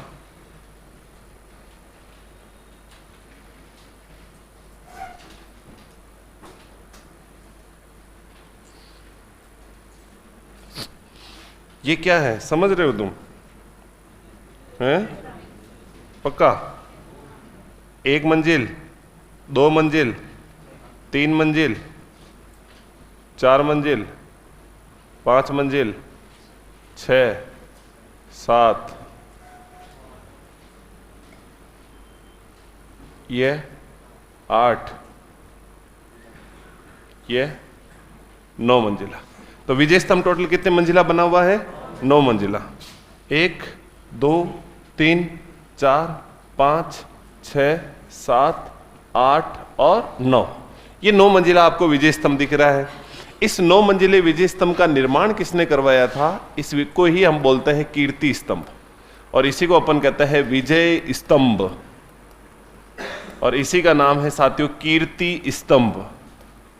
वो तो जैन कीर्ति स्तंभ है, मेन कीर्ति स्तंभ तो ये है, विजय स्तंभ को कहते हैं। विजय स्तंभ टोटल कितने मंजिला बना हुआ है? 9 मंजिला बना हुआ है। इसका निर्माण कराया था राणा कुंभा ने। राणा कुंभा ने इसका निर्माण क्यों करवाया था? तो सारंगपुर विजय या मालवा विजय के उपलक्ष्य में। अपन कह सकते हैं मालवा जीता था, सारंगपुर तो लड़ाई का नाम था जो 1437 में हुई, लेकिन जीता किसको था? तो मालवा को जीता था। जैसे अपन मान लीजिए कहीं पर युद्ध करते हैं, देखो बाकी तो जगह लड़ाई का तुम्हारा मन करेगा भी नहीं, तुम्हारा 2 ही देशों के साथ मन करेगा लड़ने का, या तो पाकिस्तान या चीन, दोनों के अलावा तुम्हारा मन थोड़ी करता है कहीं लड़ने का। अब मान लीजिए हमने बालाकोट में लड़ाई लड़ी है, और तो मान लीजिए वहां पाकिस्तानी सैनिकों को हरा दिया है, तो हम ये कहेंगे कि पाकिस्तान को हराया। हम ये थोड़ी कहेंगे कि बालाकोट की विजय के उपलक्ष्य में, अपन कहेंगे पाकिस्तान विजय के उपलक्ष्य में। वैसे ही मालवा विजय के उपलक्ष्य में बनाया गया। वो तो सारंगपुर तो एक लड़ाई का नाम था, तो मालवा विजय के उपलक्ष्य में। देखो राणा कुंभा जब भी कहीं जाते थे, गलती से किसी के गुदगुदी भी कर देते थे, तो उनके साथ रहने वाले आदमी कहते थे कुंभा जी आज तो आपने गुदगुदी करी, अब तो कुछ बनाना पड़ेगा। तो कुंभा कहीं पर भी चले जाते थे, छोटा सा काम भी करते थे, जीतते थे, कोई छोटी मोटी लड़ाई भी जीतते तो लोग कुछ ना कुछ बनवाते। सबसे ज्यादा स्थापत्य कला का कार्य राणा कुंभा के काल में हुआ था। कारण यह है कि कुंभा हर विजय के उपलक्ष्य में, हर जगह आक्रमण के उपलक्ष्य में कुछ ना कुछ बनाते थे। तो ये विजय स्तंभ जिसका निर्माण 1440 से लेकर 1448 के मध्य 8 वर्ष में इसका निर्माण कार्य करवाया था। थोड़ा सा तुम देखोगे तो ये बीच में से थोड़ा सा चपटा है, ऊपर से भी चौड़ा है, नीचे से भी चौड़ा है, और बीच में से थोड़ा सा चपटा है। तो इसकी आकृति कैसी है? तो डमरू के समान। तो विजय स्तंभ की अगर अपन आकृति की बात करें तो इसकी आकृति है डमरू के समान, जिसकी ऊपर से और नीचे से चौड़ाई 30 फीट है, लेकिन बीच में से इसकी चौड़ाई केवल 24 फीट के आसपास इसकी चौड़ाई है। इसलिए इसकी आकृति हमें कैसी दिख रही है? डमरू के समान। लग रहा है ना तुम्हें डमरू? नहीं लग रहा तो भी हाँ करो, हाँ लग रहा है, हाँ लग रहा है, ठीक है। तो यूं हाँ कर लिया करो जबरदस्ती। हाँ और क्यों, तो जबरदस्ती करने में क्या है, तो मजा आता रहे हाँ करने में। तो देखो तुम, राणा कुंभा ने इसका निर्माण सारंगपुर विजय या अपन कह सकते हैं मालवा विजय के उपलक्ष्य में 1440 से 48 के मध्य करवाया था। इसकी आकृति कैसी है? तो डमरू के समान इसकी आकृति है। कितने ये मंजिला बना हुआ है? तो 9 मंजिला बना हुआ है। इसकी टोटल ऊंचाई कितनी है? तो 122 फीट इसमें ऊंचाई है। इसमें टोटल सीढ़ियां कितनी है? तो 157 इसमें सीढ़ियां हैं। ये किसको समर्पित है? तो राणा कुंभा सबसे ज्यादा भगवान विष्णु को पूजते थे, इसलिए उन्होंने ये भगवान विष्णु को समर्पित बनाया था। तो ये किसको समर्पित है? अपने भगवान विष्णु को समर्पित हुआ करता है विजय स्तंभ। फिर देखिए इसकी जो ये तीसरी मंजिल है ना, इस तीसरी मंजिल पर फारसी भाषा में 9 बार अल्लाह लिखा है। क्या ये राणा कुंभा ने लिखवाया था क्या? नहीं, ये बाहरी आक्रमणकारियों ने जब यहां पर आक्रमण किए थे तब उन्होंने 9 बार यहां पर तीसरी मंजिल पर अरबी भाषा में अल्लाह लिखवाया है।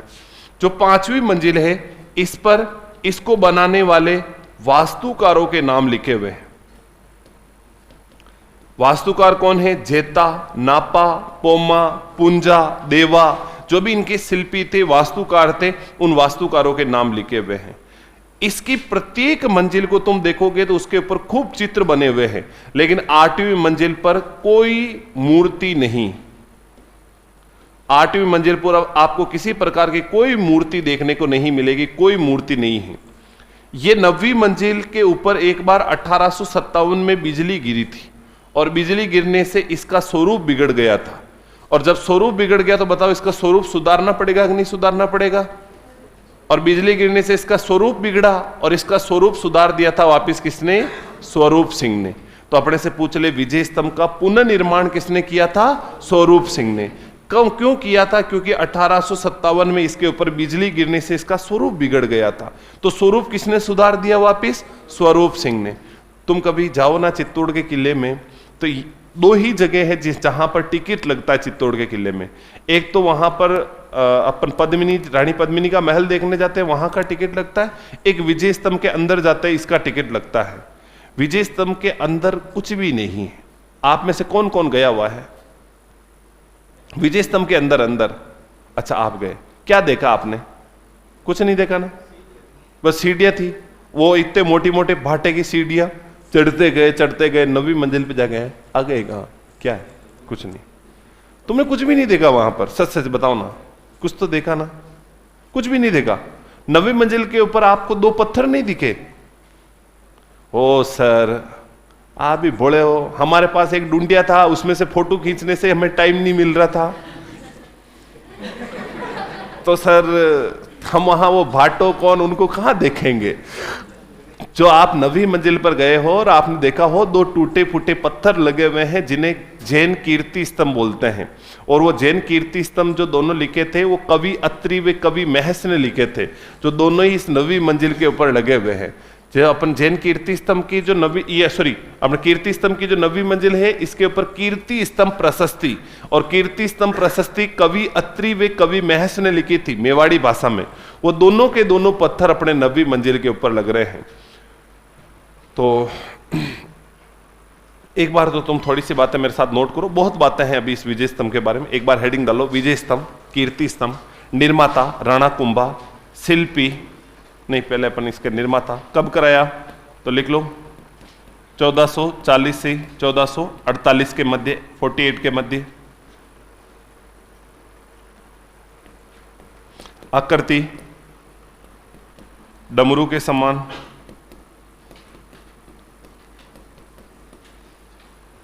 ऊंचाई 122 फीट, सीढ़ियां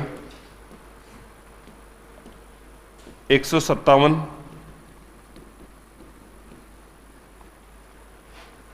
इसके टोटल सीढ़ियां कितनी है तो 157। मालवा विजय, मालवा विजय के उपलक्ष्य में निर्माण करवाया।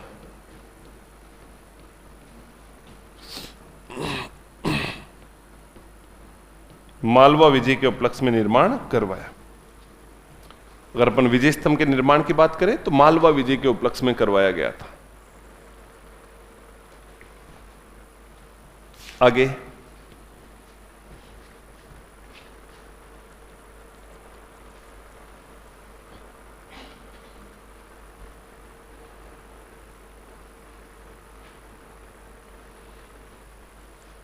शिल्पी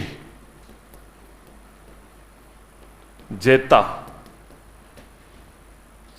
अन्य शिल्पी नापा, पोमा, पुंजा, देवा। मेन था इसका जेता, बाकी थे नापा, पोमा, पुंजा, देवा।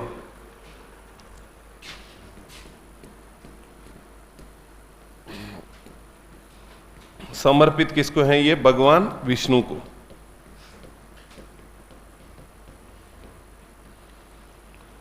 किसको समर्पित है? भगवान विष्णु को समर्पित है।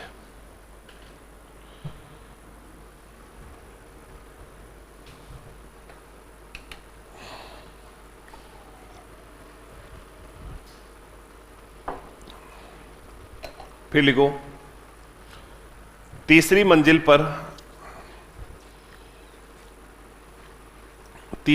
पर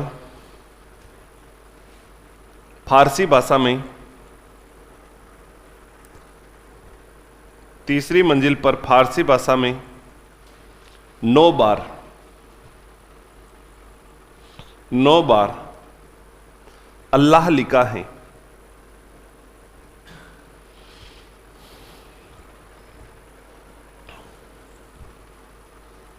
आगे पांचवी मंजिल पर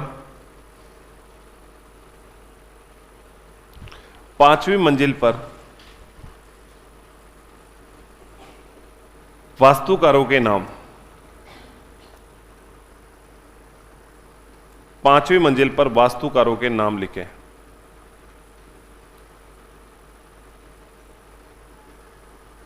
आगे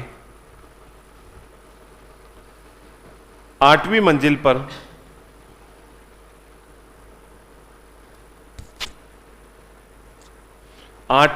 पर कोई मूर्ति नहीं लगी है। 8वीं मंजिल पर कोई मूर्ति नहीं लगी है।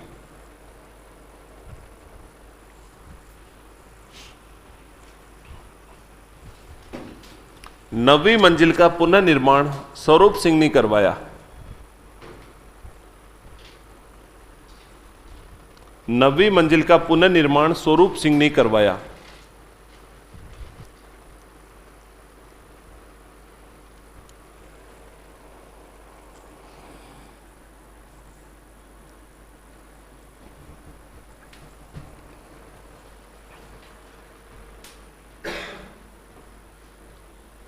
नवीं मंजिल का पुनर्निर्माण स्वरूप सिंह ने किया। फिर लिखो कीर्ति स्तंभ प्रशस्ति।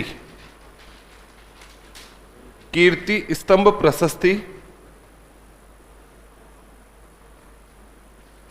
कीर्ति स्तंभ प्रशस्ति कवि अत्रि, कवि अत्रि, कवि अत्रि व महस, कवि अत्रि व महस ने कवि अत्रि व महस ने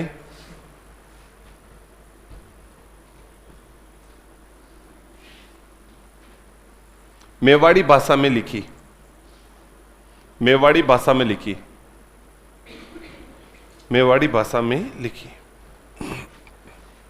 वैसे ज्यादा अंतर नहीं है दोनों में, अरबी और फारसी में दोनों लगभग सेम सेम सी है।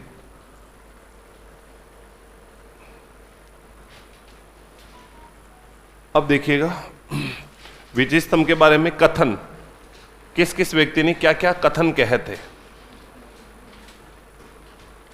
यहां पर सबसे पहले तो पहुंच जाएगा एक व्यक्ति जिसका नाम है colonel James Tod.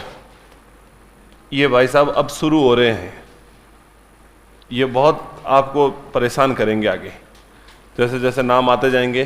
Colonel James Tod, और किसने क्या कहा था? एक यहां पर पहुंच गया था फर्ग्यूसन, फर्ग्यूसन ने भी कुछ कहा था। एक उपेंद्र नाथ, उपेंद्र नाथ ने भी कथन कहा था। एक सीवी वैद्य, इन्होंने भी कथन कहा था। फिर देखिएगा गोपीनाथ शर्मा,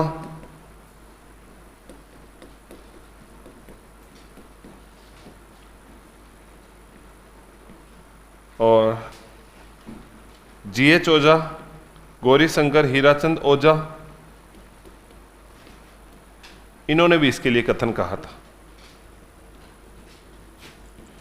सबसे पहले बात करें कर्नल जेम्स टॉड।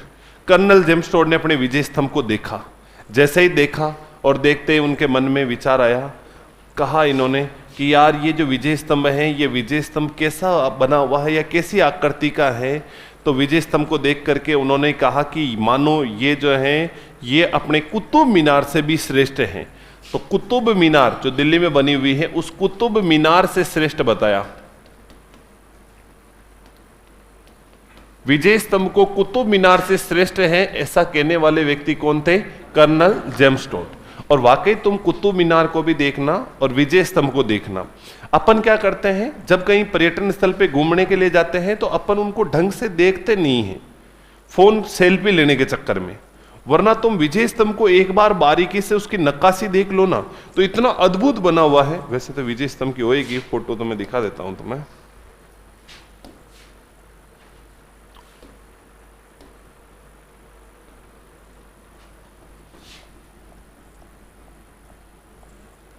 विजय स्तंभ है ना,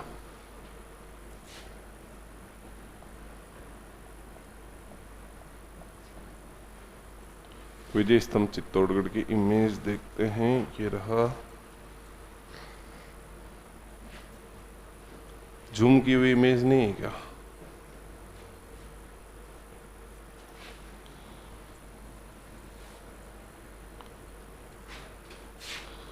फिर इसमें तुम्हें इतना ज्यादा जूम में दिखेगा नहीं सही अच्छे से, वहीं जाके देखना तुम। फोटो में इतना मजा नहीं आता ना, फोटो में इतना मजा थोड़ी आता है क्या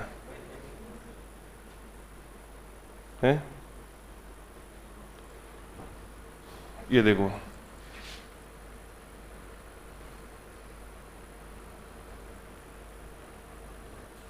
ये देखो, नीचे नीचे चौड़ा है ना थोड़ा, यहां से है ना, थोड़ा थोड़ा नहीं लग रहा है? थोड़ा थोड़ा लग रहा है।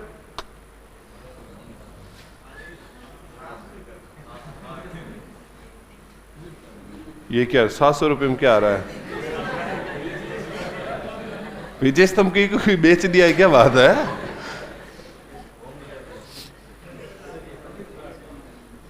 कुछ भी हो सकता है अपने यहाँ पे। चलो, इसमें क्या मजा कम आ रहा है थोड़ा सा, उसमें फोटो में तो वहां जाओगे ना तुम, देखो जो एक तो है ना ऑनलाइन और एक ऑफलाइन। ऑफलाइन में ज्यादा मजा आता ना, ऑनलाइन मजा तो देखो अपन ऑनलाइन भी ले लेते हैं, लेकिन जो फीलिंग्स ऑफलाइन में आती है वो बताओ ऑनलाइन में आती है क्या? नहीं आती ना। हाँ देखो, तुम ऑनलाइन वाले नाराज मत होना है ना, मैं तुम्हारी बात नहीं कह रहा हूं, मैं तो इनकी बात समझाने के लिए कह रहा हूं भाई, मजा तो यहां भी बहुत आता है। तो कुतुब मीनार से भी श्रेष्ठ है, ऐसा कहने वाले व्यक्ति कौन थे? Colonel James Tod. इसको बनाने में 1400 शिल्पी कारीगर 8 साल तक काम किया, और उस जमाने में 90 लाख रुपए खर्च किए थे राणा कुंभा ने, तब जाकर के विजय स्तंभ बना। उस जमाने के 90 लाख रुपए कितने होते हैं आज के संदर्भ में देखा जाए तो? 1400 कारीगर शिल्पी जिन्होंने लगातार 8 वर्ष काम किया, तब जाकर के विजय स्तंभ बनकर के तैयार हुआ। आप कल्पना कर सकते हो कितना अद्भुत होएगा ये किला। तो फर्ग्यूसन यहां पर गए, फर्ग्यूसन ने इसको देखा और इन्होंने कहा कि ये तो रोम के टार्जन के समान है। रोम अपने कहां पर है? इटली। इटली के अंदर जो रोम शहर है ना, उसके अंदर कोई टार्जन बना हुआ है, उसके समान है, ऐसा किन्होंने बताया था? फर्ग्यूसन ने। ये भी हमारे बड़े इतिहासकार हैं, इन्होंने इसको जो है रोम के टार्जन के समान बताया था। उपेंद्र नाथ जी यहां पर पहुंचे, इन्होंने इसको देखा और देखते इन्होंने कहा ये तो मानो क्या है? विष्णु ध्वज है, विष्णु ध्वज है। तो उपेंद्र नाथ ने इसे विष्णु ध्वज कहा है, क्योंकि यहां पर भगवान विष्णु जी की सबसे ज्यादा मूर्तियां बनी हुई हैं। सीवी वैद्य ने इसको देखा और इन्होंने इसको विष्णु स्तंभ कहा है। थोड़ा याद करने की कोशिश करना, विष्णु स्तंभ कहा इसने कहा था सीवी वैद्य ने। भूल जाओ तो ऐसे ही याद रख लेना, सीवी से थोड़ा याद रह जाएगा, स्तंभ। बाकी तो विष्णु ध्वज किसने कहा था? उपेंद्र नाथ। और सी तो कुल मिला के स्तंभ किसने कहा था? सीवी वैद्य ने कहा था। गोपीनाथ शर्मा ने इसको क्या कहा था? तो इन्होंने कहा ये भारतीय लोक जीवन का रंगमंच है। यानी कि भारतीय लोक जीवन का रंगमंच बताने वाले व्यक्ति कौन थे? गोपीनाथ शर्मा। भारतीय लोक जीवन का रंगमंच, अपने जो विजय स्तंभ को भारतीय लोक जीवन का रंगमंच किसने बता दिया था? तो वो बताया था गोपीनाथ शर्मा ने। गौरी शंकर हीराचंद ओझा, जिन्हें हमारे आधुनिक राजस्थान इतिहास का जनक कहते हैं, हमारा जो वर्तमान में मानक इतिहास है, इनके द्वारा लिखा हुआ इतिहास ही मानक इतिहास है। और गौरी शंकर हीराचंद ओझा जी ने क्या कहा था? तो इन्होंने कहा कि ये तो हिंदू देवी देवताओं का पौराणिक संग्रहालय है। तो हिंदू देवी देवताओं का पौराणिक संग्रहालय बताने वाले कौन थे? गौरी शंकर हीराचंद ओझा। भारतीय लोक जीवन का रंगमंच कहने वाले व्यक्ति कौन थे? गोपीनाथ शर्मा। विष्णु स्तंभ किसने कहा था? सीवी वैद्य ने। और उपेंद्र नाथ ने इसको क्या कहा? विष्णु ध्वज। फर्ग्यूसन ने इसे क्या कहा था? रोम के टार्जन के समान है। और कर्नल जेम्स टोड ने इसको किससे श्रेष्ठ बताया था? कुतुब मीनार से भी श्रेष्ठ बताया था। फिर ये लोगो भी है, प्रतीक चिन्ह भी तो है अपने विजय स्तंभ। और प्रतीक चिन्ह किसका है? तो एक तो ये प्रतीक चिन्ह है मा सी बो ए, मासीबो ए का प्रतीक चिन्ह है। माध्यमिक शिक्षा बोर्ड अजमेर। जो आपने माध्यमिक शिक्षा बोर्ड की अजमेर की जो अपनी जो भी ऑथेंटिक पुस्तकें आती है उसमें देखा होगा, आगे आगे विजय स्तंभ उसको लोगों के रूप में है। एक अपने आरपी का, RP Rajasthan police, Rajasthan police के जवान देखे ना तुम लोगों ने? आपके तो परिवार में से भी होंगे बहुत सारे के। किन किन के परिवार में पुलिस वाले हैं? अच्छा, वाह, तुम्हारा तो कोई टेंशन ही नहीं है फिर तो यहां पर आपने देखा होगा कि यहां पर जो है, यहां पर एक लोगो के रूप में लगा हुआ होता है। तो राजस्थान पुलिस का लोगो भी यही है। टार्जन का मतलब क्या होता है? मैं स्तंभ टाइप बना हुआ है, टार्जन बना हुआ। टार्जन का मतलब क्या बताऊं? एक मतलब जैसे अपने विजय स्तंभ बना हुआ है, जैसे वहां पर रोम में टार्जन बना हुआ है, नाम दे रखा है टार्जन।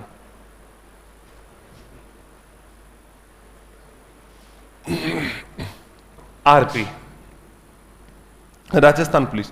इसके अलावा अपने भारतीय वन शोध संस्थान, भारतीय वन शोध संस्थान, इसका भी अपने यही है। और देखो अपने और किसका लोगो है ये? और वीर सावरकर, वीर सावरकर अभिनव भारत, वीर सावरकर अभिनव भारत जो संस्था है, जो भारत सरकार की संस्था है, उसका प्रतीक चिन्ह भी क्या है? तो विजय स्तंभ है। बाकी एक जेके सीमेंट ने भी ले रखा है। वैसे मतलब जो हमारे राज्य सरकार की या भारत सरकार की जो संस्थाएं होती है वही इसका लोगो को प्रयोग ले सकती है, लेकिन जेके सीमेंट को कैसे दिया गया है? बाकी जेके सीमेंट का भी है, लेकिन पूछ ले तो माध्यमिक शिक्षा बोर्ड अजमेर, राजस्थान पुलिस, भारतीय वन शोध संस्थान और वीर सावरकर अभिनव भारत, इन सब का लोगो प्रतीक चिन्ह अपने विजय स्तंभ हुआ करता है। फिर अपन बात कर लेते हैं विजय स्तंभ के उपनाम की। पहले कथन कथन लिख लो। पहला कथन लिखो, colonel James Tod.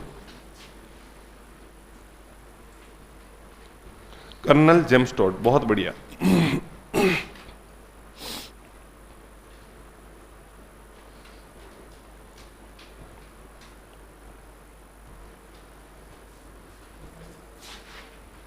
Colonel James toad.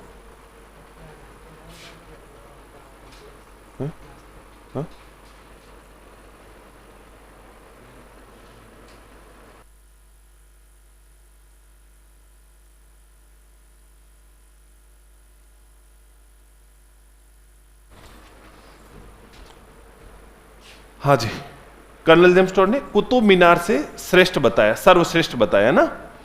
फिर लिख लो फर्ग्यूसन। फर्ग्यूसन रोम के टार्जन, रोम के टार्जन के समान बताया,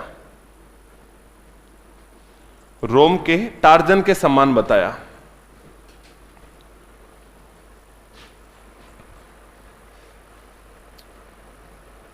रोम के टार्जन के समान बताया। उपेंद्र नाथ, उपेंद्र नाथ विष्णु ध्वज कहा, उपेंद्र नाथ ने इसको विष्णु ध्वज कहा।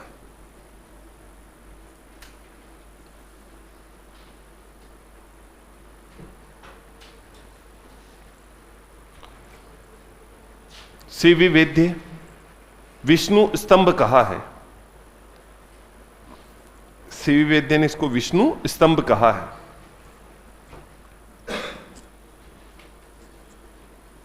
गोपीनाथ शर्मा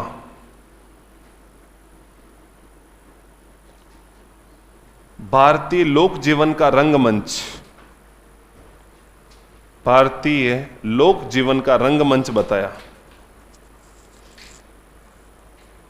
भारतीय लोक जीवन का रंगमंच बताया।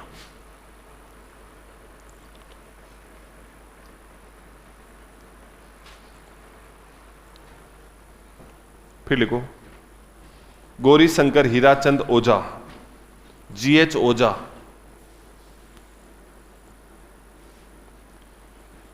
जीएच ओझा हिंदू देवी देवताओं का पौराणिक संग्रहालय,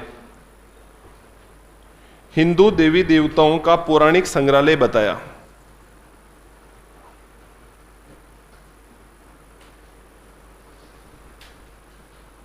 हिंदू देवी देवताओं का पौराणिक संग्रहालय बताया।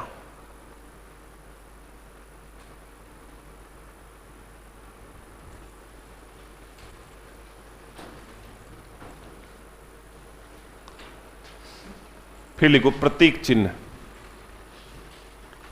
प्रतीक चिन्ह लोगो, किस किस का प्रतीक चिन्ह है?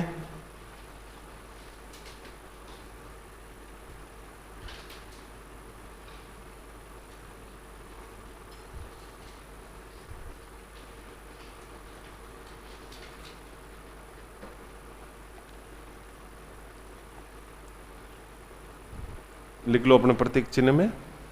माध्यमिक शिक्षा बोर्ड अजमेर, राजस्थान पुलिस,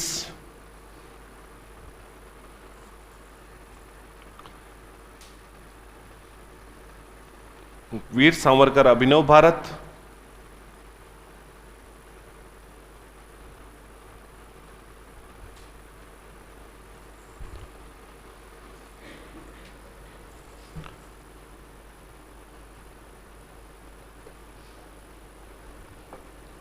बाबू हिमंग, वो क्या इंपॉर्टेंट नहीं था तो नहीं लिखवा पाया मैं, तुम कहोगे तो लिखवा दूंगा मैं। हाँ, मनुस्मृति और कौटिल्य के अर्थशास्त्र के अनुसार जो वो श्रेणियां हैं वो तुम कहोगे तो लास्ट में लिखवा दूंगा ना, लास्ट में और लिखवा दूंगा। अब तो बीच में तो कहाँ लिखवाएंगे, लास्ट में लिखवा दूंगा ना। वैसे मैं किसी बैच में लिखवाता भी नहीं, वो इतने इंपॉर्टेंट भी नहीं है। 9 श्रेणियां आती है, सवाल हमेशा उन्हीं में से आते हैं। संख्या पूछ लेते हैं तो मैंने वो हेडिंग डलवा दी। लोगो लिख लिया आप लोगों ने? प्रतीक चिन्ह लिख लिए? ठीक है, फिर लिखो अपने उपनाम, विजय स्तंभ के उपनाम। उपनाम किस किस नाम से जानते हैं विजय स्तंभ को? एक तो इसे कहते हैं अपन विक्ट्री टावर, एक बोलते हैं इसे कीर्ति स्तंभ, एक कहते हैं इसे गरुड़ ध्वज, एक इसे कहते हैं मूर्तियों का अजायबघर।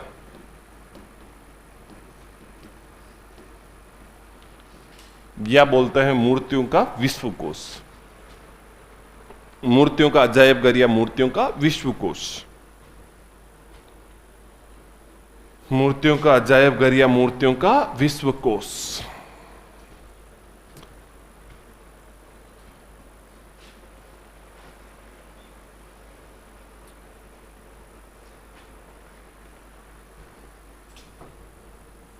अब देखो अपने चित्तौड़ के किले में अन्य दर्शनीय स्थल कौन कौन से हैं। एक तो मंदिर हुए, एक विजय स्तंभ हुआ, एक अपने जैन कीर्ति स्तंभ देखा। अब अपन इसके अंदर चलेंगे तो आपको दर्शनीय स्थलों में और क्या क्या देखने को मिलेगा। जैसे इसके अंदर प्रवेश करोगे सबसे पहले तुम्हारे सामने आएगा एक फतेह प्रकाश संग्रहालय। नाम सुना फतेह प्रकाश संग्रहालय का? सबसे नवीन संग्रहालय है ये अपने राजस्थान का। ये पहले फतेह प्रकाश महल था, इसको संग्रहालय के रूप में कन्वर्ट कर दिया गया है। हल्दी घाटी युद्ध की सामग्री रखी हुई यहां पर। और अभी मेवाड़ के महाराणा बने हैं विश्वराज सिंह जी, जिनका राज्याभिषेक इसी के अंदर किया गया था। तो फतेह प्रकाश संग्रहालय चित्तौड़गढ़ के अंदर बना हुआ है। एक आप जाओगे तो यहां पर रानी पद्मिनी का महल, और यह दुर्ग में आकर्षण का सबसे बड़ा केंद्र भी है। रानी पद्मिनी का महल ये दुर्ग में आकर्षण का सबसे बड़ा केंद्र है, क्योंकि हर व्यक्ति के मन में जिज्ञासा होती है यार रानी पद्मिनी इतनी सुंदर थी, वो कैसे एक महल में रहती होगी। ऐसा होता ना, मन में विचार तो आता ही है कि यार इतनी सुंदर थी। लड़कियां तो यही देखने के लिए जाती यार ऐसी सुंदर थी कहां रहती थी। लड़के यही देखने के लिए चले जाते यार सुंदर थी, देख के तो आते देखो महल कैसा क्या, फिर हम भी बनवाएंगे हमारी रानी के लिए। रानी पद्मिनी के लिए मलिक मोहम्मद जोशी ने तो यहां तक कह दिया कि वो इतनी सुंदर थी कि पानी पीता वो भी गले से दिखता था। कल्पना करी होता, कल्पना की गई वो उनके हिसाब से कि इतनी मतलब सुंदरता थी। पोए खाती तो वो नमकीन जा रही, वो पोए जा रहे हैं यहां दिखता था। एप्पल खाती तो वो गई गई गई गई गई, हर चीज यहां से जाती तो वो दिखती तो मेरे भी है, पानी पीता हूं जो। तो कल्पना तो कर ही सकते हो। दिखा? तो वो क्या सबको नहीं दिखता, वो क्या मेरी प्राणेश्वरी मेरी अर्धांगिनी को ही दिखता है यहां से पानी पीता हूं तो। मेरी प्राणेश्वरी कहती हाँ हाँ गया गया गया, दिखता है यहां से।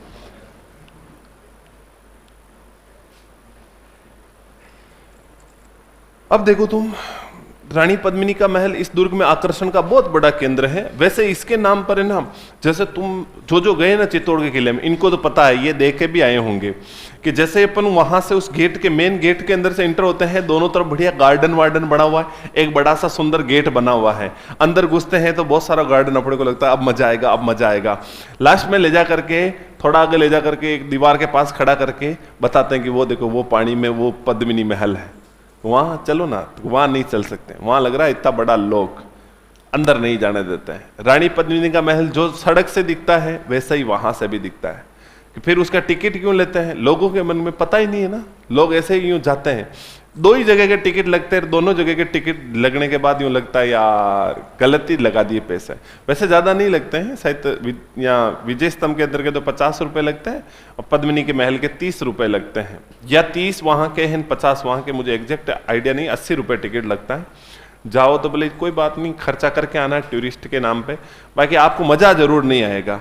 फिर बाद में वहां पर और क्या देख सकते हैं पद्मिनी महल में, तो वो बता देंगे कि उनकी दासियां कि इन कक्षों में रहती थी, जिनकी छत्ती नहीं है, इतनी चौड़ी चौड़ी दीवारें हैं। गए, जिनको याद आ रहा है क्या, कुछ बातें याद आ रही, सेम यही देख के आए थे ना। हाँ,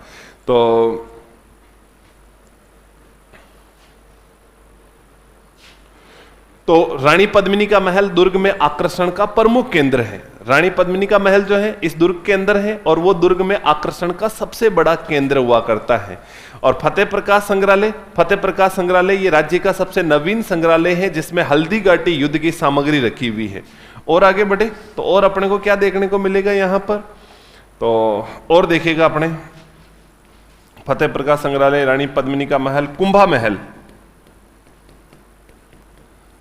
महल एक बना हुआ यहां पर, गोरा बादल का महल, गोरा बादल महल एक बनी हुई बच्चों यहां पर, रामपुरा की हवेली, रामपुरा की हवेली एक बनी हुई यहां पर, भामाशाह की हवेली, भामाशाह की हवेली। और आगे बढ़ते हैं, और क्या देखने को मिलेगा, रामपुरा की हवेली, भामाशाह की हवेली, और देखेगा यहां पर एक बनी हुई है नौलखा बुर्ज। ध्यान से समझना, बुर्ज बार बार विद्यार्थी जैसे जैसे दुर्ग आएंगे वापिस पूछेंगे सर बुर्ज क्या होता है। बुर्ज का मतलब होता है ये जैसे दीवार है, अब ये दीवार है, इस दीवार का ऐसे एक गोलाकार अग्र निकला हुआ भाग, ये जैसे दीवार है, यहां पर इस प्रकार गोलाकार भाग निकला हुआ होता है, जहां पर तोप वगैरह रख दी जाती थी, या फिर यहां पर तोप वगैरह रख करके चलाने में ये काम आता था, या यहां पर शत्रु अपने जो सैनिक वगैरह खड़े रह सकते थे। जो चारों तरफ, दुर्ग के चारों तरफ परकोटा बना हुआ होता है ना, उस परकोटे में इस प्रकार का बाहरी निकला हुआ जो भाग होता है, इसको बोलते हैं बुर्ज। और यहां पर एक बुर्ज बनी हुई है जो इंपॉर्टेंट है, जिसका नाम है नौलखा बुर्ज। एक यहां पर बना हुआ है नौलखा भंडार, नौलखा भंडार। एक तो नौलखा बुर्ज बनी हुई है और एक यहां पर नौलखा भंडार बना हुआ है। हालांकि नौलखा के नाम से अपने राज्य में बहुत सारी चीजें बनी हुई हैं। जैसे नौलखा के नाम से बात करें तो नौलखा दुर्ग भी है अपने राजस्थान में, नौलखा दुर्ग बना हुआ है, नौलखा नाम से जो है दरवाजा बना हुआ है, एक नौलखा नाम का मंदिर है, नौलखा नाम का कुंड भी है, तीर्थ, महल, झील, परियोजना। इसके अलावा नौलखा नाम से बांध, नौलखा नाम का एक सरोवर, नौलखा नाम का एक झरना है, नौलखा नाम की बावड़ी, और बाकी नौलखा नाम के बुर्ज और भंडार तो है ही। तो नौलखा नाम के बुर्ज और भंडार ये दोनों तो अपने चित्तौड़गढ़ में है। नौलखा बुर्ज भी चित्तौड़गढ़ में, नौलखा भंडार भी चित्तौड़गढ़ के अंदर। लेकिन अगर अपन बात करें नौलखा दुर्ग, तो ये अपने कहां पर हैं, झालावाड़।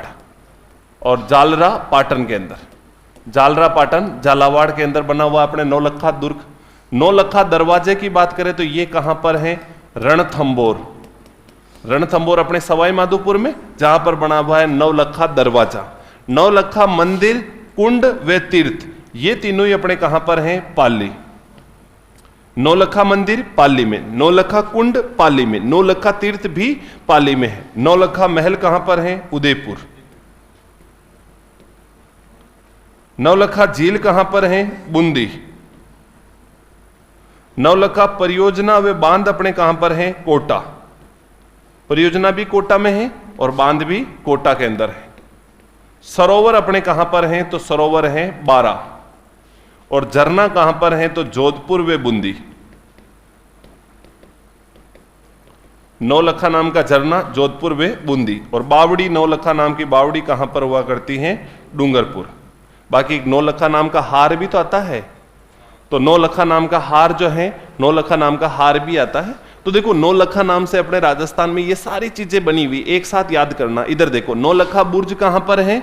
चित्तौड़गढ़। और नौलखा भंडार भी चित्तौड़गढ़। दुर्ग की बात करें तो दुर्ग कहां पर है? नौलखा दुर्ग कहां पर है? जालरा पाटन कहां पर है? झालावाड़ में। और दरवाजा कहां पर है? रणथंबोर कहां पर है? सवाई माधोपुर। और मंदिर, कुंड व तीर्थ कहां पर है? पाली में। अच्छा, दुर्ग कहां पर है? दुर्ग। और दरवाजा और मंदिर, कुंड, तीर्थ और महल कहां पर है? और झील, झील, महल, मंदिर, कुंड, तीर्थ, दरवाजा और दुर्ग और परियोजना और बांध भी और सरोवर और झरना और बावड़ी। बावड़ी कहां पर है? और बांध कहां पर है? और परियोजना कहां पर है?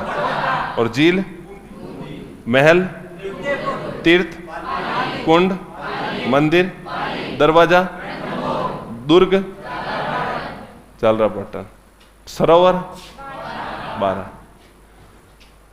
और बुर्ज और भंडार है पक्का?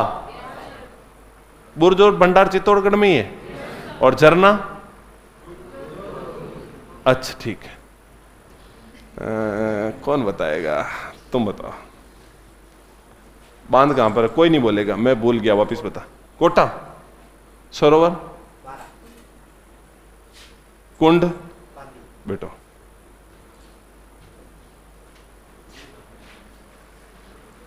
तीर्थ, झील,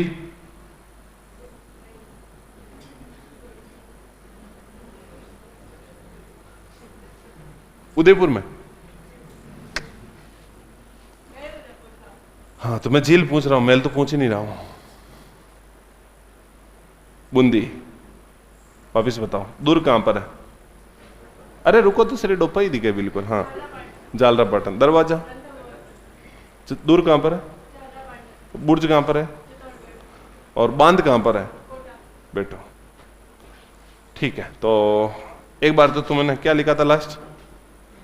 उपनाम लिखे थे ना। फिर ये नौलखा बुर्ज, नौलखा भंडार, नोट डाल के इनको भी लिख लो।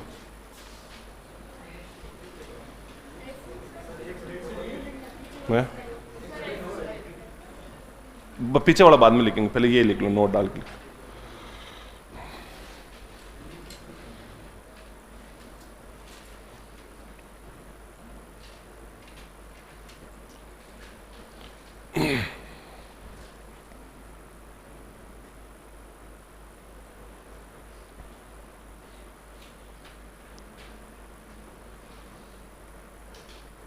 नोट डाल के इनको लिख लो ऐसे कैसे।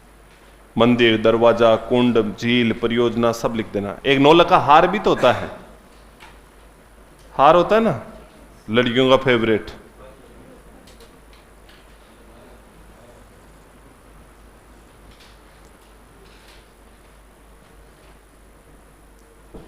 तुम नहीं लिखोगे? ओह अच्छा, विजय स्तंभ के बारे में ये बात रह गई है ना। 15 अगस्त 1949 को विजय स्तंभ के ऊपर 1 रुपए का डाक टिकट जारी किया। चलो कोई बात नहीं, मैं लिखवा दूंगा भाई, ये बात तो इंपॉर्टेंट है, छूट गई।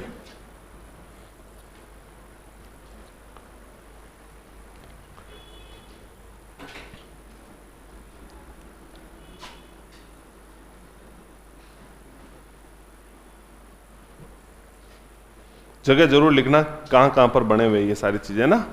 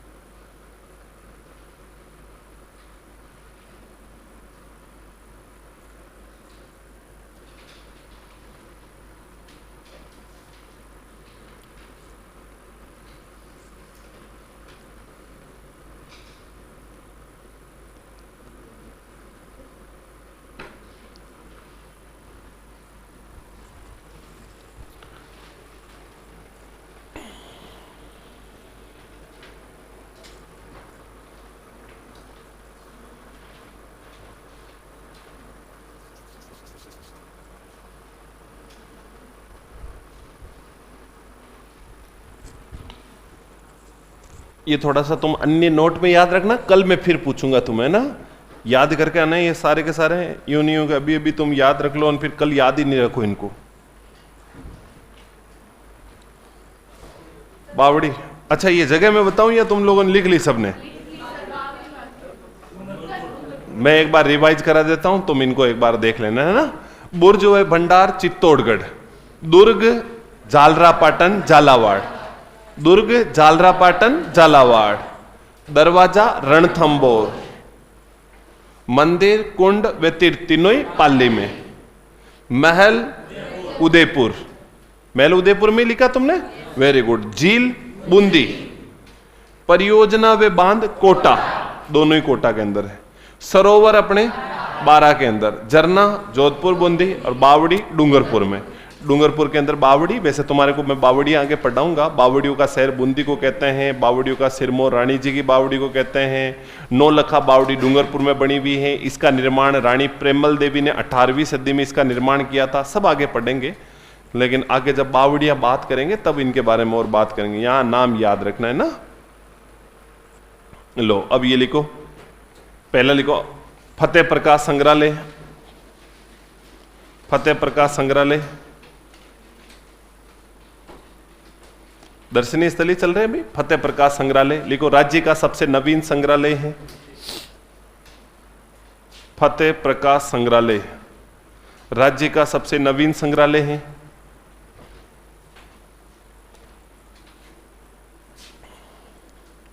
यहां हल्दी घाटी युद्ध की सामग्री, यहां हल्दी घाटी युद्ध की सामग्री रखी है।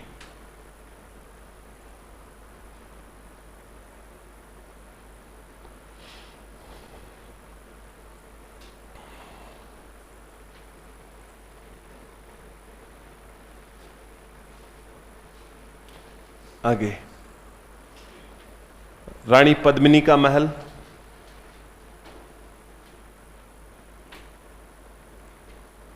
रानी पद्मिनी का महल दुर्ग में आकर्षण का प्रमुख केंद्र, दुर्ग में आकर्षण का प्रमुख केंद्र है।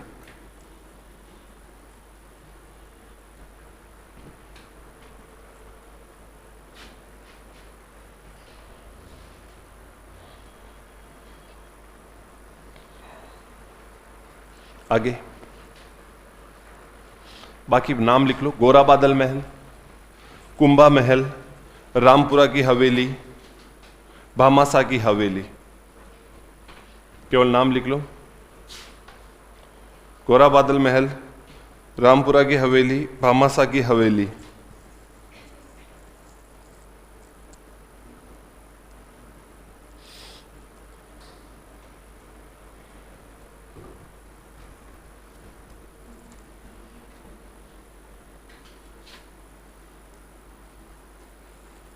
एक और नाम लिख देना, लाखेटा की बारी, लाखेटा, लाखेटा की बारी। यहीं पर बनी हुई लाखेटा की बारी भी।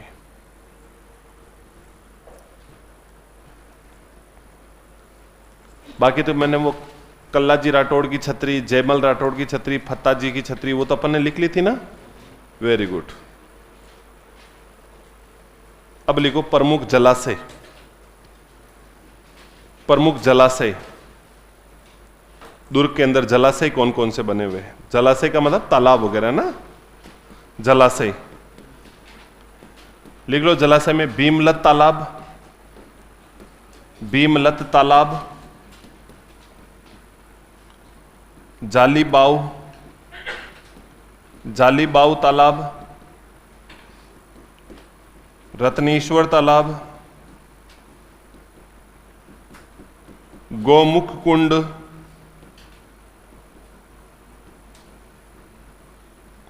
गोमुख कुंड, गोमुख कुंड, कुंभ सागर तालाब, कुंभ सागर तालाब,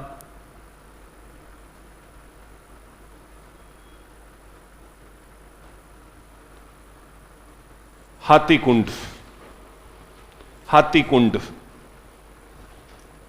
हाथी कुंड। ये लीजिए आपके प्रमुख प्रमुख जलाशय। और ये था हमारे चित्तौड़गढ़ का किला जो समाप्त होता है।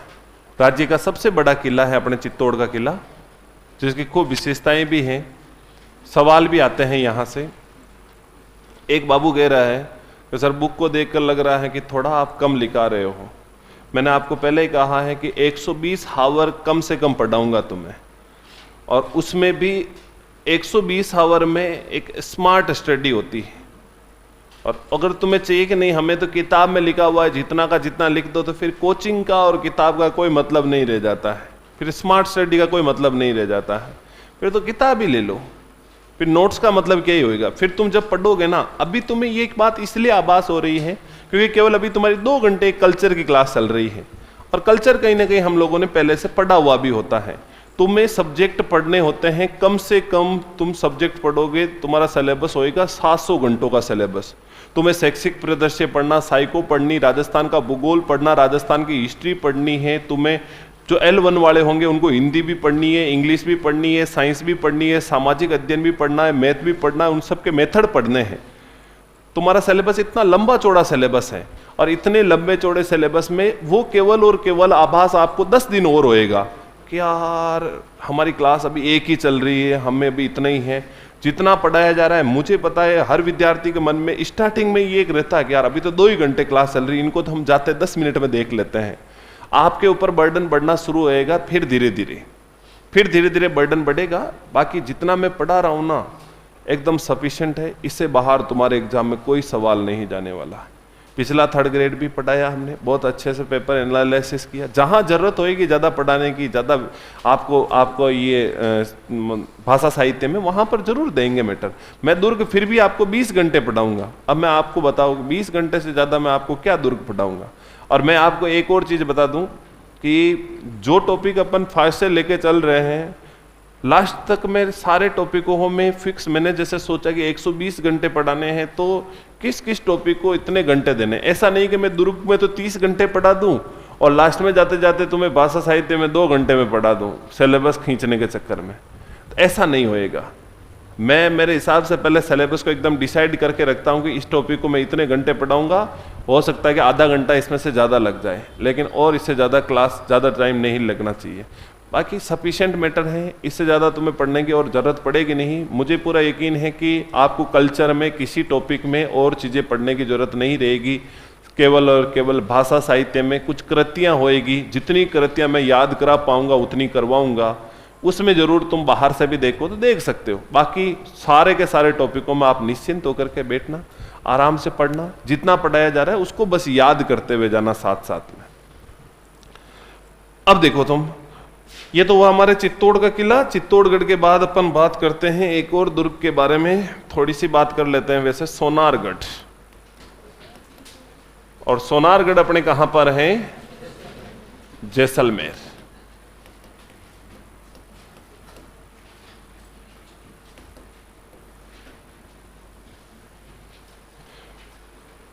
सोनारगढ़ बहुत ही बढ़िया किला है। इनके बारे में कहते हैं, घोड़ा कीजिए काट का, पग कीजिए पाषाण, बख्तर कीजिए लोहे का, तब पहुंचे जैसाण। मतलब ये जो सोनारगढ़ का किला है रेत में बना हुआ है, पूरा का पूरा रेगिस्तान के मध्य बना हुआ है, इसलिए इस किले के लिए कहावत प्रचलित हुई है। वैसे ये कहावत जो है किसने कही थी, तो अबुल फजल की कहावत है। घोड़ा कीजिए काट का, काट का मतलब लकड़ी का, घोड़ा कीजिए काट का, पग कीजिए पाषाण, पैरों के लिए कहा कि पैर होने चाहिए पत्थर के, पग कीजिए पाषाण, बख्तर कीजिए लोहे का, मतलब वस्त्र होने चाहिए लोहे का, तब पहुंचे जैसाण। तब जाकर के सोनारगढ़ अब जैसलमेर के किले में पहुंचा जा सकता है, वरना जैसलमेर पहुंचना बहुत मुश्किल कार्य है। तुम भी कभी सोनारगढ़ जैसलमेर घूमने का प्लान बना रहे हो तो तुम्हारी टांगे कटवा देना, और टांगे किसकी लगवा देना, पत्थर की। किसके अनुसार, अबुल फजल के अनुसार। अबुल फजल गए थे तो उनको लगा था उस जमाने में अलग सिस्टम था, आज अलग सीन है। आज यहां से सीधा गाड़ी का गेयर डालो और 3 घंटे में सीधा सोनारगढ़, जोधपुर से 2.5 घंटे 3 घंटे, इतना बढ़िया रोड है, कोई दिक्कत नहीं है। पहले दिक्कत थी। पूरा का पूरा स्वर्णियम पीले पत्थरों से बना हुआ है। सुबह शाम दोपहर जब जाओ तुम्हें ये सोने की तरह चमकता हुआ दिखेगा पूरा। वैसे जैसलमेर पूरा ही स्वर्णियम पत्थरों से बना हुआ है, पीले पत्थरों से बना हुआ है, तो सोने की तरह चमकता रहता है ये किला। और सुबह और शाम को जो है, सुबह और शाम को जो है ये मतलब किला कुछ ज्यादा ही मतलब है ना, ज्यादा ही चमकता है, इसलिए इसका नाम पड़ा था स्वर्णगिरी दुर्ग। एक तो सुवर्णगिरी, सुवर्ण तो अपन पढ़ेंगे जालोर को, इसको कहते हैं स्वर्णगिरी दुर्ग। तो यह जो किला है, इस किले का निर्माण किसने करवाया था साथियों, इस किले का निर्माण करवाया था अपने एक व्यक्ति था राव जैसल। इसका निर्माण किसने करवा दिया, राव जैसल बाटी ने। एक बार है ना, 2-4 बातें मेरे साथ साथ तुम नोट कर लो एक बार। ये तो ये बेसिक बातें, 2-4 बातें नोट करो एक बार। निर्माण राव जैसल बाटी ने, एक बार नोट कर लो 2-4 बातें। कब किया था, 12 जुलाई 1155। 55 नहीं आए तो 1156 देख लेना। फर्स्ट प्रायोरिटी तो अपने 55 में कोई देनी है, बाकी 56 भी आता है कहीं कहीं पर इसके। ये किला भी तो एक पहाड़ी के ऊपर बना हुआ है। और कौन सी पहाड़ी के ऊपर ये किला बना हुआ है रे, हैं? त्रिकूट।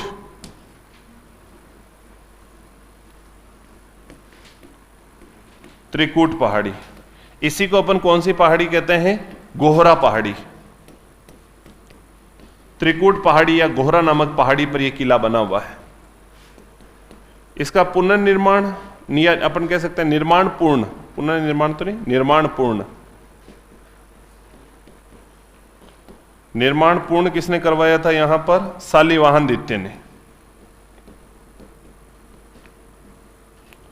शालिवाहन द्वितीय, इन्होंने इसका निर्माण पूर्ण करवा दिया था 1162 ईस्वी में।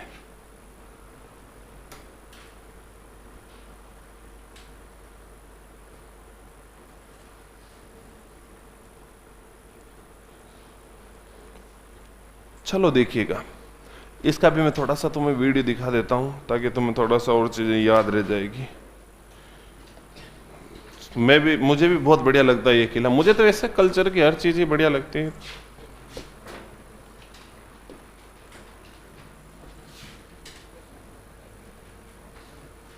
दोस्तों, क्या आपके एमएस ऑफिस सॉफ्टवेयर के अंदर ये वाला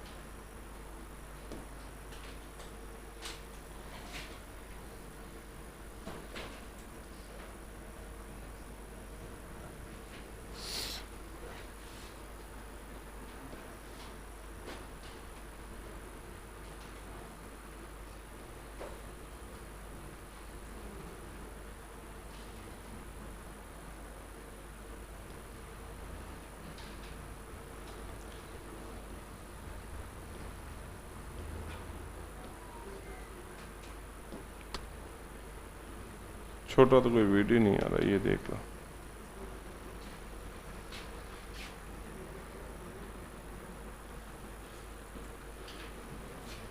जिले में स्थित सोनार किला।